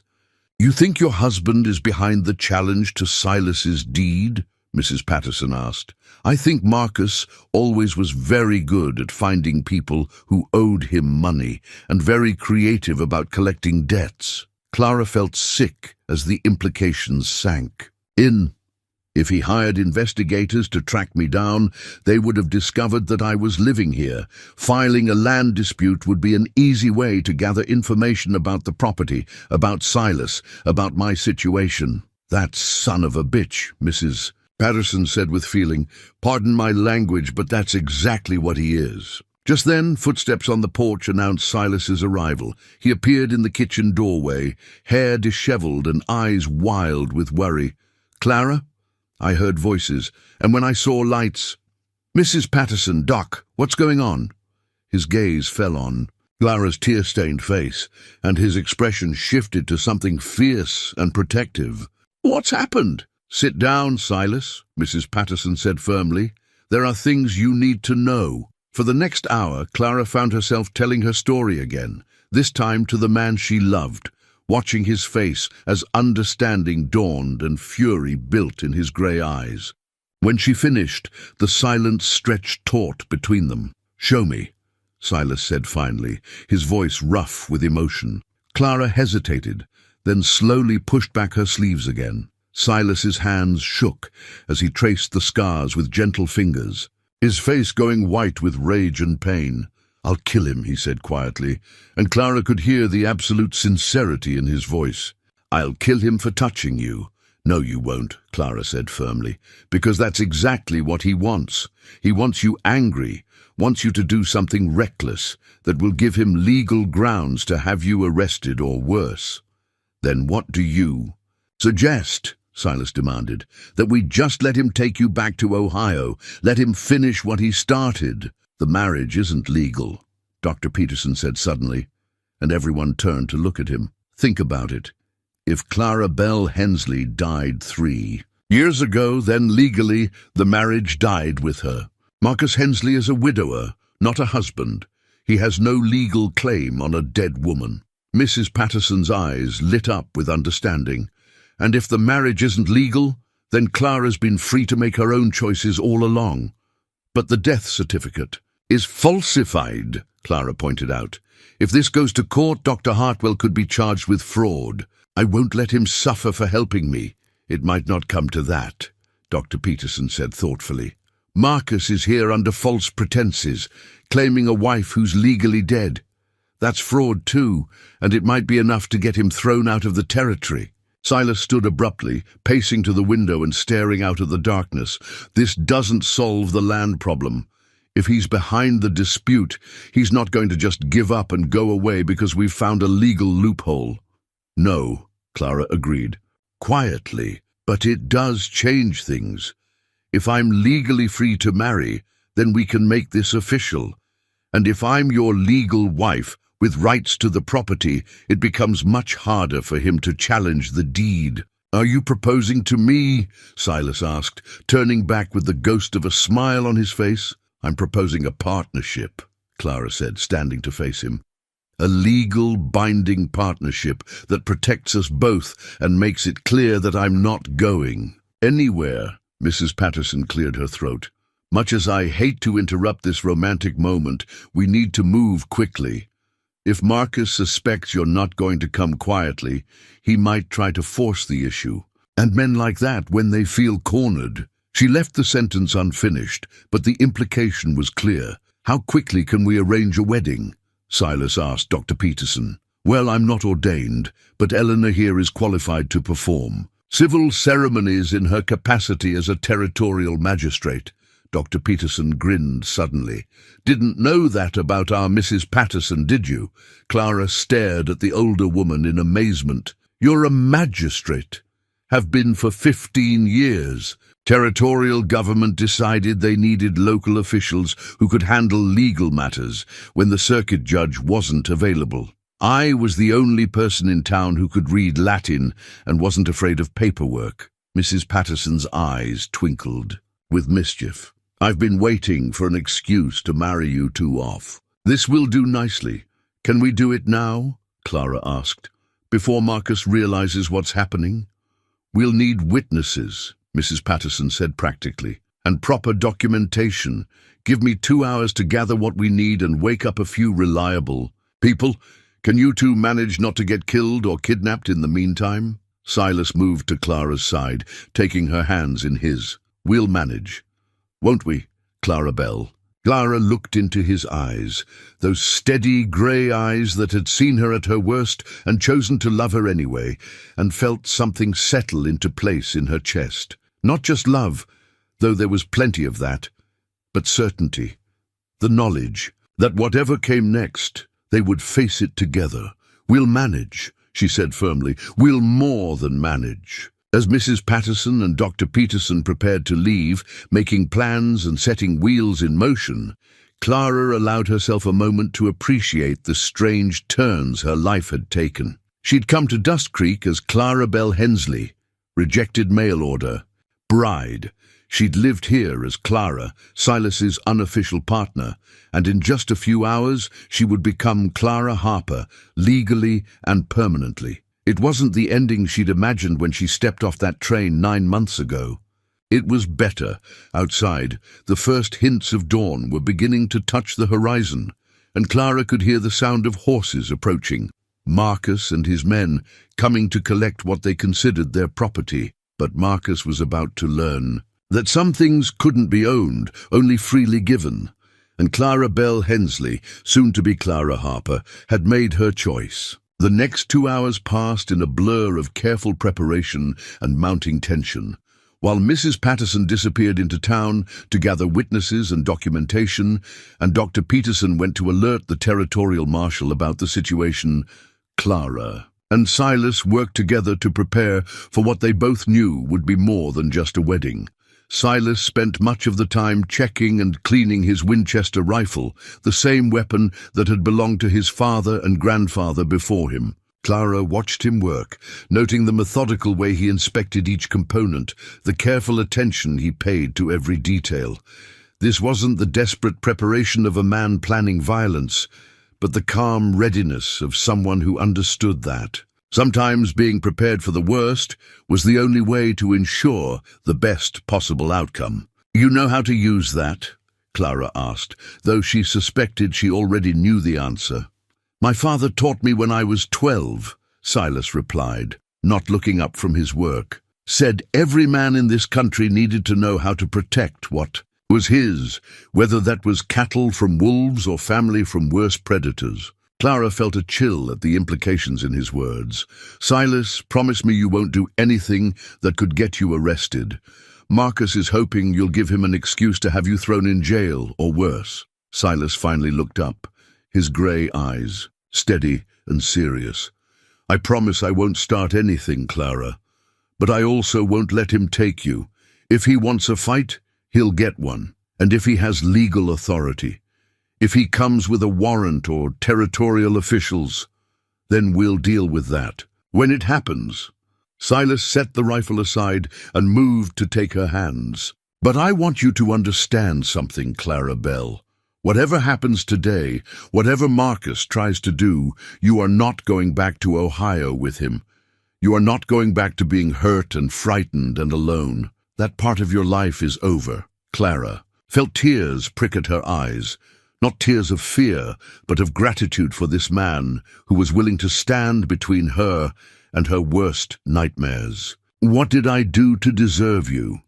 "You survived," Silas said simply. "You had the courage to escape, the strength to build a new life, and the wisdom to recognize that you were worth saving. That's everything, Clara.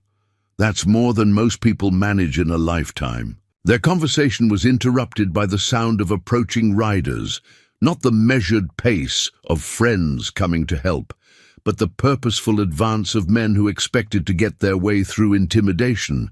Through the kitchen window, Clara could see Marcus and his 3 companions riding up the lane, their faces set with the kind of grim determination that suggested they weren't planning to take no for an answer. "They're early," Silas observed, moving to the window to get a better look, "and they've brought more men than yesterday." Clara joined him at the window, her stomach clenching as she recognized the type of men Marcus had hired. Not just investigators or legal representatives, but the kind of rough customers who were paid to solve problems through force when persuasion failed. "Where are Mrs. Patterson and the others?" she asked, trying to keep the fear out of her voice. "They'll be here," Silas said with more confidence than he probably felt.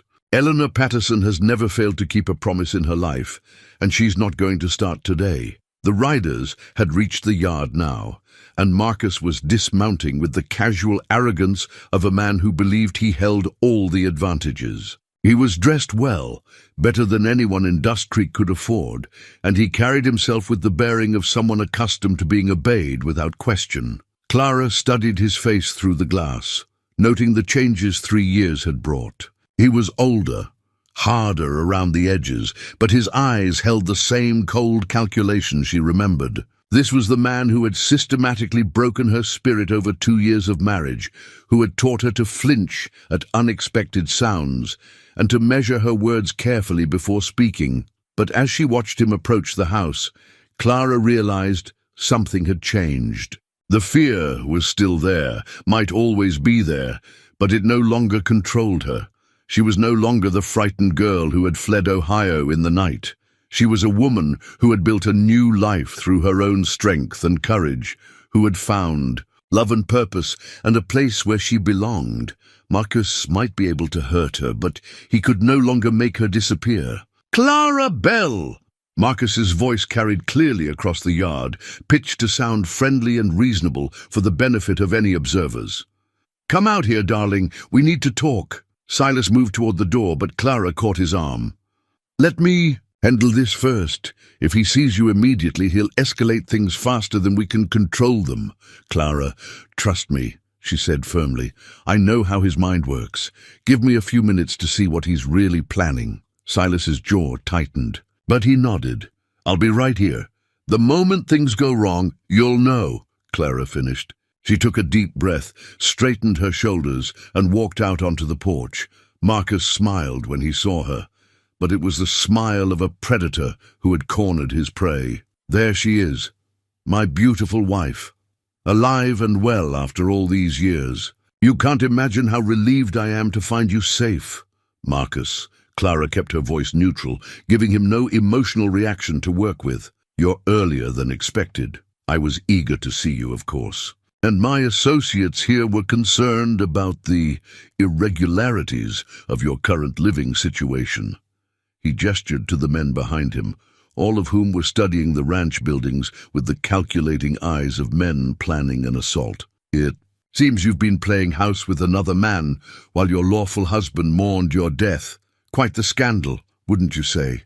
"I'd say the scandal is a man who drove his wife to such desperation that she felt death was preferable to marriage," Clara replied calmly. Marcus's smile faltered slightly, and Clara caught a glimpse of the anger that always lurked just beneath his civilized surface. "Now, Clara Bell, there's no need for dramatics. We all know you've always had a tendency toward emotional exaggeration." The casual dismissal of her experience, the suggestion that her suffering had been imaginary, sparked something fierce and bright in Clara's chest. This was the technique he'd always used, making her doubt her own perceptions, her own memories, her own worth. "I have the scars to prove my emotional exaggeration," she said quietly, and had the satisfaction of seeing his face go white with shock. No one had ever challenged him so directly. Certainly not her. "Clara," Marcus said, his voice dropping to the tone she remembered, soft and reasonable on the surface, but with an undercurrent of threat that made her skin crawl. "You're clearly confused, upset by this situation. Why don't you come with me now and we can discuss this privately? I'm sure we can work out our misunderstandings." "I'm not confused, Marcus, and I'm not going anywhere with you," Clara felt. Silas's presence behind her as he stepped onto the porch and drew strength from his solid support. Marcus's eyes flicked to Silas, and his expression hardened. "And you must be the man who's been harboring my wife.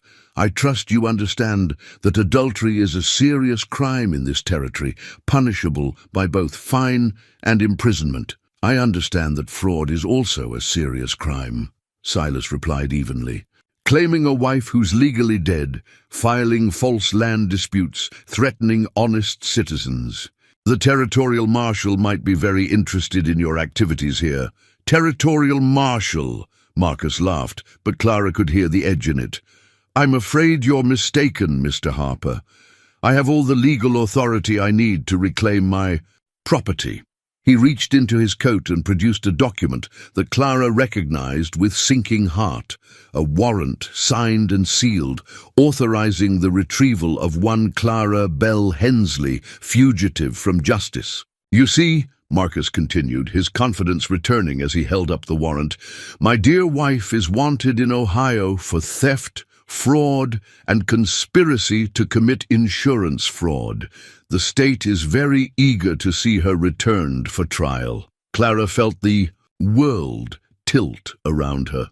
She'd known this was a possibility, that Marcus might find a way to twist her escape into criminal charges, but seeing it made real in black and white was still a devastating blow. "Let me see that," Silas demanded. But Marcus held the warrant just out of reach. "All perfectly legal, I assure you. Clara Bell stole $1,500 from our joint account, conspired with the doctor to falsify a death certificate, and attempted to collect on a life insurance policy. Quite the criminal enterprise for such a seemingly innocent woman." "That's not what happened," Clara said, but her voice sounded weak even to her own ears. "Isn't it? The facts speak for themselves, my dear. Money stolen, death faked, new life built on lies and deception." Marcus's smile was triumphant now. "I'm afraid your little adventure is over, Clara Bell. Time to face the consequences of your choices." Just then, the sound of approaching horses announced the arrival of reinforcements, but Clara's heart sank when she saw who was leading the group. Not Mrs. Patterson and friendly witnesses, but Arthur Thornton, the Territorial Land Commissioner, accompanied by two men wearing deputy badges. "Mr. Hensley," Thornton called out as he dismounted. "I trust everything is proceeding according to plan." Clara felt the trap closing around them with the inexorability of a steel snare. Marcus and Thornton were working together, had probably been working together from the beginning. The land dispute, the investigation, Marcus's convenient arrival with legal documents. It had all been orchestrated to corner her and Silas with no avenue of escape. "Indeed it is," Marcus replied, "though I'm afraid Mr. Harper here has been somewhat resistant to cooperation. Perhaps your deputies could help clarify the legal situation for him." The deputies moved forward, their hands resting meaningfully on their weapons. Clara could feel Silas tensing beside her, could sense his internal struggle between the desire to fight and the knowledge that violence would only make things worse. "Silas Harper," one of the deputies announced, "you're under arrest for harboring a fugitive and obstruction of justice. Turn around and put your hands behind your back." "Like hell," Silas growled, but Clara caught his arm before he could move. "Don't," she said quietly. "This is what they want. For you to resist so they can justify whatever they do next." But even as she spoke, Clara's mind was racing, looking for any possible escape from the trap that had closed around them. Marcus had planned this perfectly, she had to admit. Legal documents, official backing, charges that would be difficult to disprove, even if they were based on distorted facts. The only thing he hadn't counted on was the sound of more horses approaching. A lot more horses, moving fast and with purpose. Clara turned to see what looked like half the town of Dust Creek riding hard toward the ranch, led by Mrs. Patterson on her buggy and flanked by riders that included Dr. Peterson, Samuel Benedict, and even Reverend Morrison. But most importantly, at the head of the group rode a man Clara didn't recognize, a tall, stern-faced individual wearing a badge that caught the morning light like a star of hope. U.S. Marshal Tom Bradley, the man announced, as he brought his horse to a stop in the yard. "And I'm afraid there's been a significant development in this case." Marcus's confident expression faltered for the first time since his arrival. "Marshal, I wasn't aware the federal government had any interest in this matter." "Oh, we take a very keen interest when we discover that someone's been using forged documents to defraud territorial courts," Marshal Bradley replied calmly. "Especially when that someone has been operating under multiple false identities across several states." Clara felt hope flicker to life in her chest. Whatever Mrs. Patterson had been doing during her absence, it clearly involved more than just gathering wedding witnesses. "I'm sure I don't know what you mean," Marcus said, but Clara could hear the uncertainty creeping into his voice. "Don't. You?" Marshal Bradley dismounted and walked over to examine the warrant Marcus had been waving so confidently. "This is quite interesting. Very official looking. Unfortunately, it's also completely fraudulent." The marshal turned to address the crowd that had gathered, not just his own people, but Marcus's men and Thornton's deputies as well. Marcus Hensley is wanted by federal authorities for fraud, extortion, and violence against women in 3 different territories. He's been operating under at least 4 different aliases, each time targeting vulnerable women for financial and personal exploitation. Clara stared at Marcus, seeing him clearly for perhaps the first time. Not just her abuser, but a predator who had made a career of finding and destroying women like her. The revelation was horrifying, but also strangely liberating. It meant that what had happened to her wasn't personal, wasn't her fault, wasn't the result of some flaw in her character that had brought out the worst in a man who might otherwise have been decent. "That's ridiculous," Marcus blustered, but his confidence was cracking. "This woman is my wife, legally married and legally bound to return with me to Ohio." "Actually," Mrs. Patterson said, stepping forward with a folder full of documents, "that's where things get interesting. You see, Clara Bell Hensley died 3 years ago. The death certificate was filed properly and legally, witnessed and recorded according to Ohio state law. But," Marcus started, "which means," Mrs. Patterson continued smoothly, "that whatever marriage existed between you and Clara Bell Hensley died with her. You are not married to anyone, Mr. Hensley. You're a widower attempting to kidnap a free woman." Clara felt laughter bubble up in her chest, not hysteria, but genuine amusement at the beautiful irony of the situation. The very lie that had allowed her to escape Marcus 3 years ago had now become the legal truth that would protect her forever. "Furthermore," Marshal Bradley added, clearly enjoying the moment, "I have a warrant for your arrest, Mr. Hensley. A real one, signed by a federal judge and backed by evidence from multiple jurisdictions." The moment hung suspended in time, balanced on the edge of violence or surrender. Clara could see Marcus calculating, could almost watch him weighing his options and finding them all wanting. His hired men were backing away, clearly unwilling to face federal marshals over what was now obviously a fraudulent enterprise. Thornton was edging toward his horse, apparently hoping to disappear before anyone started asking difficult questions about his role in the conspiracy. Finally, Marcus's shoulders sagged in defeat. "This isn't over," he said quietly, his eyes fixed on Clara with the promise of future retribution. "Yes, it is," Clara replied with absolute certainty. "It's been over for 3 years, Marcus. I just forgot to tell you." As the marshal and his deputies moved to arrest Marcus and his accomplices, Clara felt Silas's arms come around her from behind, solid and warm and utterly safe. The nightmare that had haunted her for 3 years was finally ending, and she was free to embrace the future she'd fought so hard to build. "Ready to get married?" Silas asked quietly, his breath warm against her ear.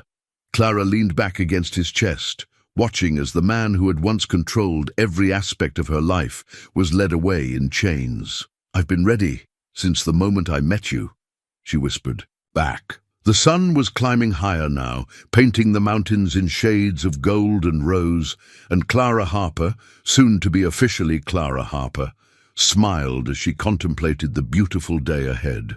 The confrontation might have ended there, with Marcus in custody and his schemes exposed, if not for the desperation of a cornered predator who had spent years believing himself untouchable. As Marshal Bradley moved to place him in chains, Marcus suddenly broke free from the deputy's grasp and lunged toward the saddlebags on his horse.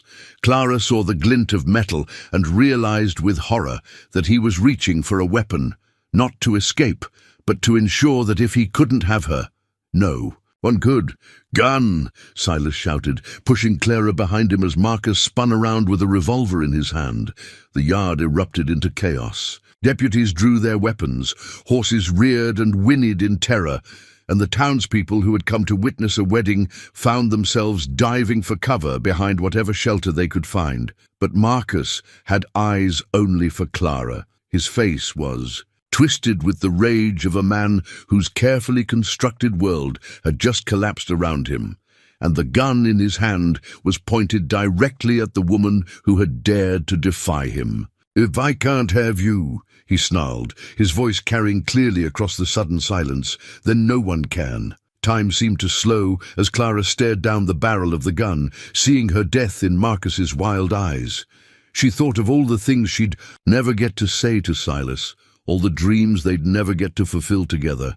After everything she'd survived, everything she'd fought for, was this how it would end? But then she remembered something that had been tucked away in the back of her mind, since the moment she'd decided to stay and fight rather than run. She wasn't the same frightened woman who had fled Ohio 3 years ago. She was Clara Bell Hensley, who had delivered babies and healed the sick, who had stood up to town bullies and organized community gatherings, who had chosen love over fear, again and again. And she was wearing her mother's wedding dress, not the dress she'd been married in the first time. That had been burned along with everything else from her old life. This was the dress her mother had worn on her own wedding day, carefully preserved and carried west in Clara's trunk. Mrs. Patterson had brought it that morning, along with the other things needed for the ceremony, and Clara had put it on as a symbol of new beginnings and hope for the future. Now, facing the gun that Marcus held with such deadly intent, Clara felt her mother's strength flowing through her like a river of courage. "You're wrong, Marcus," she said, her voice steady, despite the weapon pointed at her heart. "You never had me. Not really. You had my fear, you had my compliance, but you never had me." She stepped out from behind Silas, ignoring his sharp intake of breath and the way his hand reached out to pull her back to safety. This was something she had to face herself, something that couldn't be resolved by hiding behind someone else's. Protection. 3 years ago, I was so afraid of you that I was willing to die rather than live as your wife, Clara continued, walking slowly toward Marcus despite the gun that tracked her movement. "But I'm not afraid anymore. Do you know why?" Marcus's hand was shaking now, whether from rage or uncertainty. Clara couldn't tell. "Because you're too stupid to know when you're beaten," he spat. "Because I learned something you never understood," Clara replied, still moving forward with the calm determination of someone who had already made peace with whatever might come. "Love is stronger than fear, always. And I am loved here, Marcus, really loved by people who see me for who I truly am." She gestured to the crowd of townspeople who had come to protect her, Mrs. Patterson standing tall and defiant despite the danger, Dr. Peterson ready to tend wounds whatever the outcome, Samuel Benedict and Reverend Morrison, and even families who had once disapproved of her presence. They had all chosen to stand with her when it mattered most. "These people didn't come here today because they were forced to," Clara said. "They came because they wanted to, because they care about me, not as property to be owned, but as a person who belongs in their community." Marcus's face contorted with fury. "Shut up," he snarled. "Just shut up and come with me, or I swear I'll—" "You'll what?" Clara interrupted, and there was something almost gentle in her voice now. "Kill me? You've been killing me slowly for years, Marcus. What's left to threaten me with?"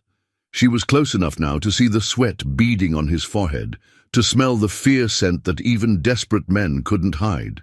This close, she could see that his hands were shaking badly, that his grip on the gun was uncertain. "But here's what you never understood," Clara continued, her voice carrying to every person in the yard. "You can break someone's body, you can terrify them into submission, you can make them believe they're worthless. But you can't actually destroy them unless they let you, and I stopped letting you the day I walked into that river." "Clara, please." Silas's voice came from behind her, rough with fear for her safety. "Get back." But Clara didn't move.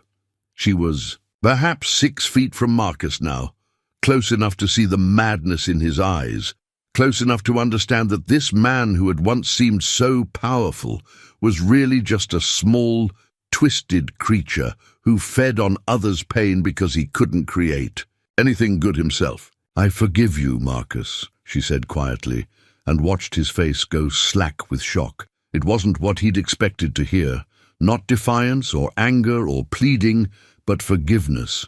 the simple, devastating grace of a woman who had moved beyond the need. For revenge. I forgive you for hurting me, for making me believe I was worthless, for stealing years of my life that I'll never get back. I forgive you because carrying that hate was poisoning me, and I choose to be free of it. For a moment, Marcus seemed almost human again. Confused, lost, perhaps even capable of remorse. The gun wavered in his hands, and Clara thought she might have reached some small part of him that remembered what it felt like to be decent. But then his face hardened again, and she realized that some people were too broken to be healed by forgiveness alone. "You think you're so strong," he whispered, raising the gun with renewed purpose. "Let's see how strong you are." When it came, was deafeningly loud in the morning air. Clara flinched instinctively, expecting pain, expecting the impact that would end everything. Instead, she watched Marcus stagger backward, his own gun flying from nerveless fingers as he clutched his shoulder. Blood seeped between his fingers, and his face was white with shock and pain. Clara spun around to see Marshal Bradley lowering a smoking pistol, his expression grim but satisfied. "Should have dropped the weapon when you had the chance," he said calmly. The yard erupted in activity as deputies moved to secure Marcus. Dr. Peterson rushed forward with his medical bag, and the townspeople began to emerge from their various shelters. But Clara stood frozen in place, adrenaline still coursing through her system, hardly able to believe that the confrontation was finally over. Then Silas was there, his arms coming around her with desperate relief, and Clara felt herself begin to shake as the reality of what had just happened sank in. "Are you hurt?" Silas demanded, his hands running over her arms and shoulders as if checking for injuries. "Did he hurt you?" "No," Clara managed, her voice coming out smaller than she'd intended. "No, I'm all right." But even as she said it, she could feel the delayed reaction setting in. The trembling that came after extreme danger, the way her legs suddenly felt too weak to support her weight. She'd been brave in the moment, had found strength she didn't know she possessed, but now that the immediate threat was over, the cost of that courage was making itself known. Silas seemed to understand, without being told. He swept her up in his arms, carrying her toward the house, with the kind of gentle care usually reserved for invalids or newborns. "Put me down," Clara protested weakly. "I can walk." "Maybe," Silas agreed, not slowing his pace. "But you don't have to. Not today." As they reached the porch, Mrs. Patterson appeared at Clara's side, her face creased with concern and something that might have been pride. "That was either the bravest thing I've ever seen," she said quietly, "or the most foolish. I'm not sure which." "Both," Clara admitted. "Definitely both." "Well," Mrs. Patterson said with a small smile, "brave and foolish seems to run in your family. Your mother would have done exactly the same thing." Clara felt tears begin to slide down her cheeks. Not tears of fear or sadness, but of something more complex. Relief, perhaps, or the strange emotional release that came after surviving something that should have destroyed you. "Is it over?" she asked, looking back toward the yard where Marcus was being loaded into a wagon for transport to jail. "Is it really over?" "It's over," Silas said firmly, settling her gently in one of the porch chairs. "He can't hurt you anymore." "Clara, no one can!" Clara nodded, trying to absorb the magnitude of what that meant. For 3 years, she'd lived with the constant fear that Marcus would find her, would drag her back to the life she'd escaped. Even here, even surrounded by love and acceptance, that fear had colored every decision, every moment of happiness. Now, watching as the wagon carrying her former tormentor disappeared down the road, Clara felt something she hadn't experienced since she was a young girl, the absolute certainty that she was safe. "So," Mrs. Patterson said, settling into the chair beside her, "shall we get on with this wedding? I didn't wake up half the town at dawn just to watch you two stand around looking relieved." The wedding that followed was unlike anything Dust Creek had ever seen. Word of the morning's dramatic events had spread through the community with the speed of wildfire, and by the time Mrs. Patterson was ready to perform the ceremony, it seemed, as though every soul in the territory had found an excuse to be present. They came on horseback and in wagons, on foot and by any means available, drawn not just by curiosity about the violence that had been narrowly averted, but by something deeper, a collective recognition that they were about to witness something remarkable. Clara stood before the improvised altar that someone had arranged on the front porch of Harper Ranch, wearing her mother's wedding dress and feeling more beautiful than she ever had in her life. The dress was simple, cream-colored silk with pearl buttons and delicate lace at the throat and wrists, but it carried with it the weight of family history and the blessing of a woman who had understood something about love and courage. Beside her, Silas looked impossibly handsome in his best suit, his grey eyes bright with emotion as he prepared to make the promises that would bind them together for life. But more than handsome, he looked happy. Genuinely, deeply happy in a way that transformed his entire face and made Clara's heart skip with joy.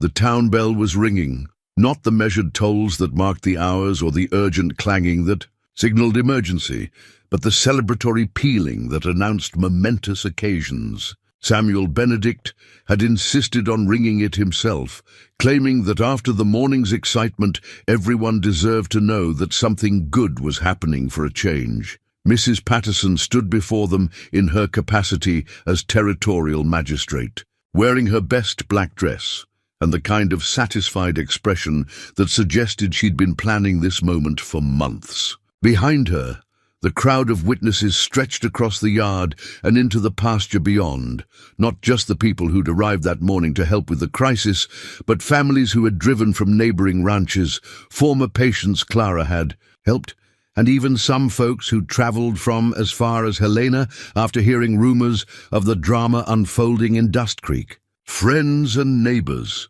Mrs. Patterson began, her voice carrying clearly across the gathering. We are here today to witness something that I believe will be remembered in this community for generations to come. A murmur of agreement rippled through the crowd, and Clara felt her cheeks warm with the weight of so much attention. But these weren't the critical, judgmental stares she'd endured when she first arrived in Dust Creek. These were the faces of people who had chosen to stand with her, who had seen her at her worst and her best, and decided she was worth defending. Marriage, Mrs. Patterson continued, is supposed to be a partnership between equals, a union based on mutual respect, love, and the commitment to build something together that neither person could create alone. Too often what we call marriage is something far less, a business arrangement, a social convenience, or worse, a prison that traps one person in servitude to another. Clara felt Silas's hand tighten around hers, and she knew he was thinking about her first marriage, about the years she'd spent believing that submission and silence were the prices she had to pay for security. But what we're witnessing today, Mrs. Patterson said, her eyes sparkling with satisfaction, is marriage as it was meant to be. The union of two people who have chosen each other freely, who have faced adversity together, and who understand that real love isn't about possession or control, but about liberation and growth.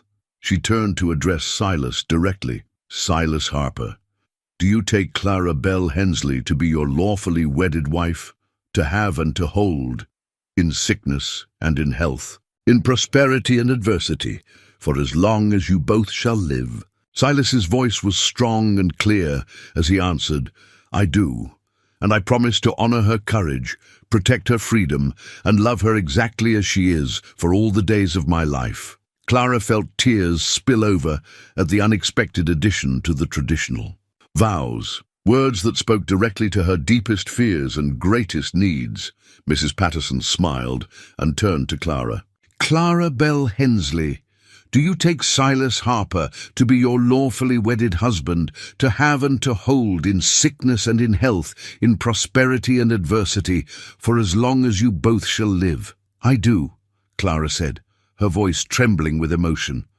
And I promise to share his burdens, celebrate his joys, and build a life with him based on trust and partnership and love. "The rings," Mrs. Patterson prompted. Dr. Peterson stepped forward, producing two simple gold bands that Clara recognized with surprise. They weren't new rings purchased for the occasion, but old ones, worn smooth by years of wear, clearly precious to whoever had owned them before. "These belong to my parents," Silas explained quietly, slipping one of the rings onto Clara's finger. "They were married for 43 years, and my father said the secret was remembering every day to choose love over pride, forgiveness over resentment, and partnership over independence." Clara's hands shook as she placed the matching ring on Silas's finger. "Then I choose all of those things," she whispered, "every day for the rest of our lives." Mrs. Patterson raised her hands, and the crowd fell silent. "By the authority vested in me by the territorial government of Montana, and in the presence of these witnesses, I now pronounce you husband and wife. Silas, you may kiss your bride." The kiss was gentle at first, a sweet, tender acknowledgement of the promises they'd just made. But then Silas's arms came around her more tightly, and Clara melted into him with the relief of someone who had finally found her way home after a very long journey. The crowd erupted in cheers and applause that seemed to go on forever. Clara heard Mrs. Patterson calling for someone to bring the cake, Dr. Peterson shouting congratulations, and what sounded like half the territory expressing their approval of the match.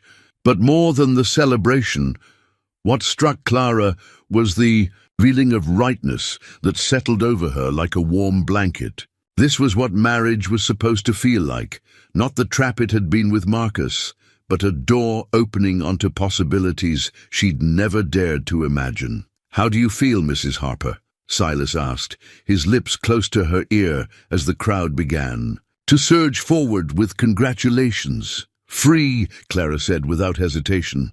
"For the first time in my adult life, completely free." And it was true. Standing there in her mother's wedding dress, surrounded by people who had chosen to celebrate her happiness rather than judge her past, Clara felt the last chains of fear and shame fall away. She was no longer Clara Bell Hensley, the rejected, a mail-order bride. She wasn't even Clara Bell Hensley, the woman who had fled an abusive marriage in desperation. She was Clara Harper, wife and partner, and full member of a community that valued her for who she truly was. The celebration that followed lasted well into the evening, with food and music and dancing that spilled from the ranch house into the yard and pastures beyond. Clara found herself passed from one well-wisher to another, accepting congratulations and kind words from people who had once viewed her with suspicion or indifference. But the moment that moved her most came near sunset, when a young woman approached her hesitantly, carrying a baby that Clara recognized as the child she'd helped deliver during that difficult winter night. "Mrs. Harper," the woman said shyly, "I wanted to thank you again for what you did for us, and I wanted you to know, well, we named her Clara, after you, Clara Hope Patterson, because you gave us both." Clara felt her eyes fill with tears as she looked down at the healthy, thriving baby who bore her name. "She's beautiful," she managed. "Absolutely beautiful." "She is," the young mother agreed. "And she's alive because of you. We'll never forget that." As the evening wore on and the celebration gradually wound down, Clara found herself standing on the porch with Silas, watching the last of their guests depart under a canopy of stars that seemed unusually bright. "Do you think we'll have a good marriage?" she asked, leaning into his warmth as the night air grew cool. "I think," Silas said, his arms tightening around her, "that we've already proven we can face anything together. Everything else is just practice." Clara smiled, thinking about the morning's drama and the afternoon's joy, about the community that had rallied to protect her, and the man who had chosen to love her despite the complications she'd brought into his life. "I love you, Silas Harper," she said simply. "And I love you, Clara Harper," he replied, "my brave, beautiful, impossible wife." As they stood together under the vast Montana sky, Clara felt the last piece of her old life finally slip away. Tomorrow would bring new challenges, new joys, new opportunities to build the life they'd dreamed of together. But tonight, she was simply and completely happy. The wedding that followed was unlike anything Dust Creek had ever seen. Word of the morning's dramatic events had spread through the community with the speed of wildfire. And by the time Mrs. Patterson was ready to perform the ceremony, it seemed as though every soul in the territory had found an excuse to be present. They came on horseback and in wagons, on foot and by any means available, drawn not just by curiosity about the violence that had been narrowly averted, but by something deeper, a collective recognition that they were about to witness something remarkable. Clara stood before the improvised altar that someone had arranged on the front porch of Harper Ranch, wearing her mother's wedding dress and feeling more beautiful than she ever had in her life. The dress was simple, cream-colored silk with pearl buttons and delicate lace at the throat and wrists, but it carried with it the weight of family history and the blessing of a woman who had understood something about love and courage. Beside her, Silas looked impossibly handsome in his best suit, his grey eyes bright with emotion as he prepared to make the promises that would bind them together for life. But more than handsome, he looked happy, genuinely deeply happy, in a way that transformed his entire face and made Clara's heart skip with joy. The town bell was ringing, not the measured tolls that marked the hours or the urgent clanging that signaled emergency, but the celebratory pealing that announced momentous occasions. Samuel Benedict had insisted on ringing it himself, claiming that after the morning's excitement, everyone deserved to know that something good was happening for a change. Mrs. Patterson stood before them in her capacity as territorial magistrate, wearing her best black dress and the kind of satisfied expression that suggested she'd been planning this moment for months. Behind her, the crowd of witnesses stretched across the yard and into the pasture beyond. Not just the people who'd arrived that morning to help with the crisis, but families who had driven from neighboring ranches, former patients Clara had helped, and even some folks who'd traveled from as far as Helena after hearing rumors of the drama unfolding in Dust Creek. "Friends and neighbors," Mrs. Patterson began, her voice carrying clearly across the gathering, "we are here today to witness something that I believe will be remembered in this community for generations to come." A murmur of agreement rippled through the crowd, and Clara felt her cheeks warm with the weight of so much attention. But these weren't the critical, judgmental stares she'd endured when she first arrived in Dust Creek. These were the faces of people who had chosen to stand with her, who had seen her at her worst and her best, and decided she was worth defending. "Marriage," Mrs. Patterson continued, "is supposed to be a partnership between equals, a union based on mutual respect, love, and the commitment to build something together that neither person could create alone. Too often, what we call marriage is something far less, a business arrangement, a social convenience, or worse, a prison that traps one person in servitude to another." Clara felt Silas's hand tighten around hers, and she knew he was thinking about her first marriage, about the years she'd spent believing that submission and silence were the prices she had to pay for security. "But what we're witnessing today," Mrs. Patterson said, her eyes sparkling with satisfaction, "is marriage as it was meant to be. The union of two people who have chosen each other freely, who have faced adversity together, and who understand that real love isn't about possession or control, but about liberation and growth." She turned to address Silas directly. "Silas Harper, do you take Clara Bell Hensley to be your lawfully wedded wife, to have and to hold, in sickness and in health, in prosperity and adversity, for as long as you both shall live?" Silas's voice was strong and clear as he answered, "I do, and I promise to honor her courage, protect her freedom, and love her exactly as she is for all the days of my life." Clara felt tears spill over at the unexpected addition to the traditional vows, words that spoke directly to her deepest fears and greatest needs. Mrs. Patterson smiled and turned to Clara.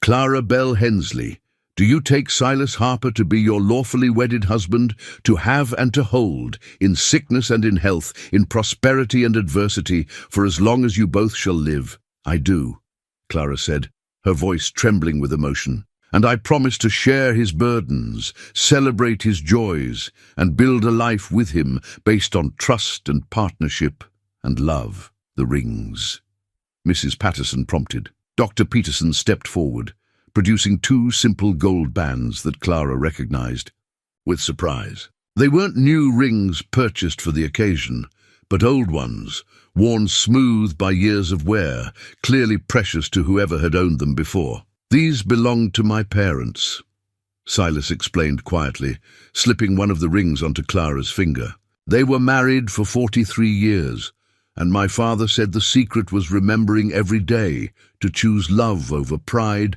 forgiveness over resentment, and partnership over independence. Clara's hands shook as she placed the matching ring on Silas's finger. Then I choose all of those things, she whispered, every day for the rest of our lives.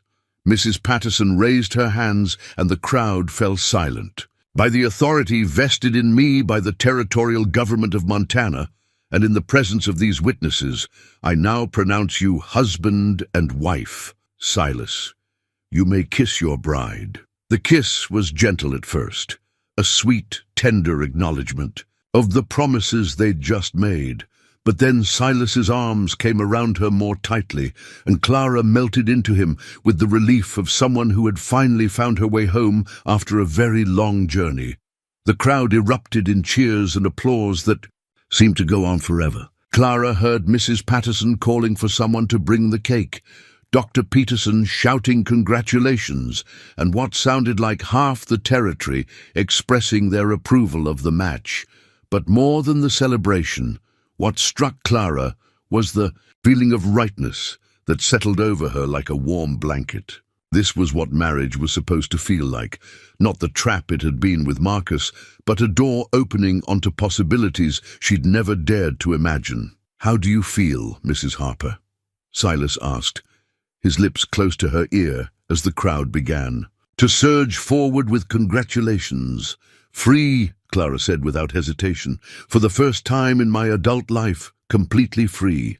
And it was true. Standing there in her mother's wedding dress, surrounded by people who had chosen to celebrate her happiness rather than judge her past, Clara felt the last chains of fear and shame fall away. She was no longer Clara Bell Hensley, the rejected, mail-order bride. She wasn't even Clara Bell Hensley, the woman who had fled an abusive marriage in desperation. She was Clara Harper, wife and partner and full member of a community that valued her for who she truly was.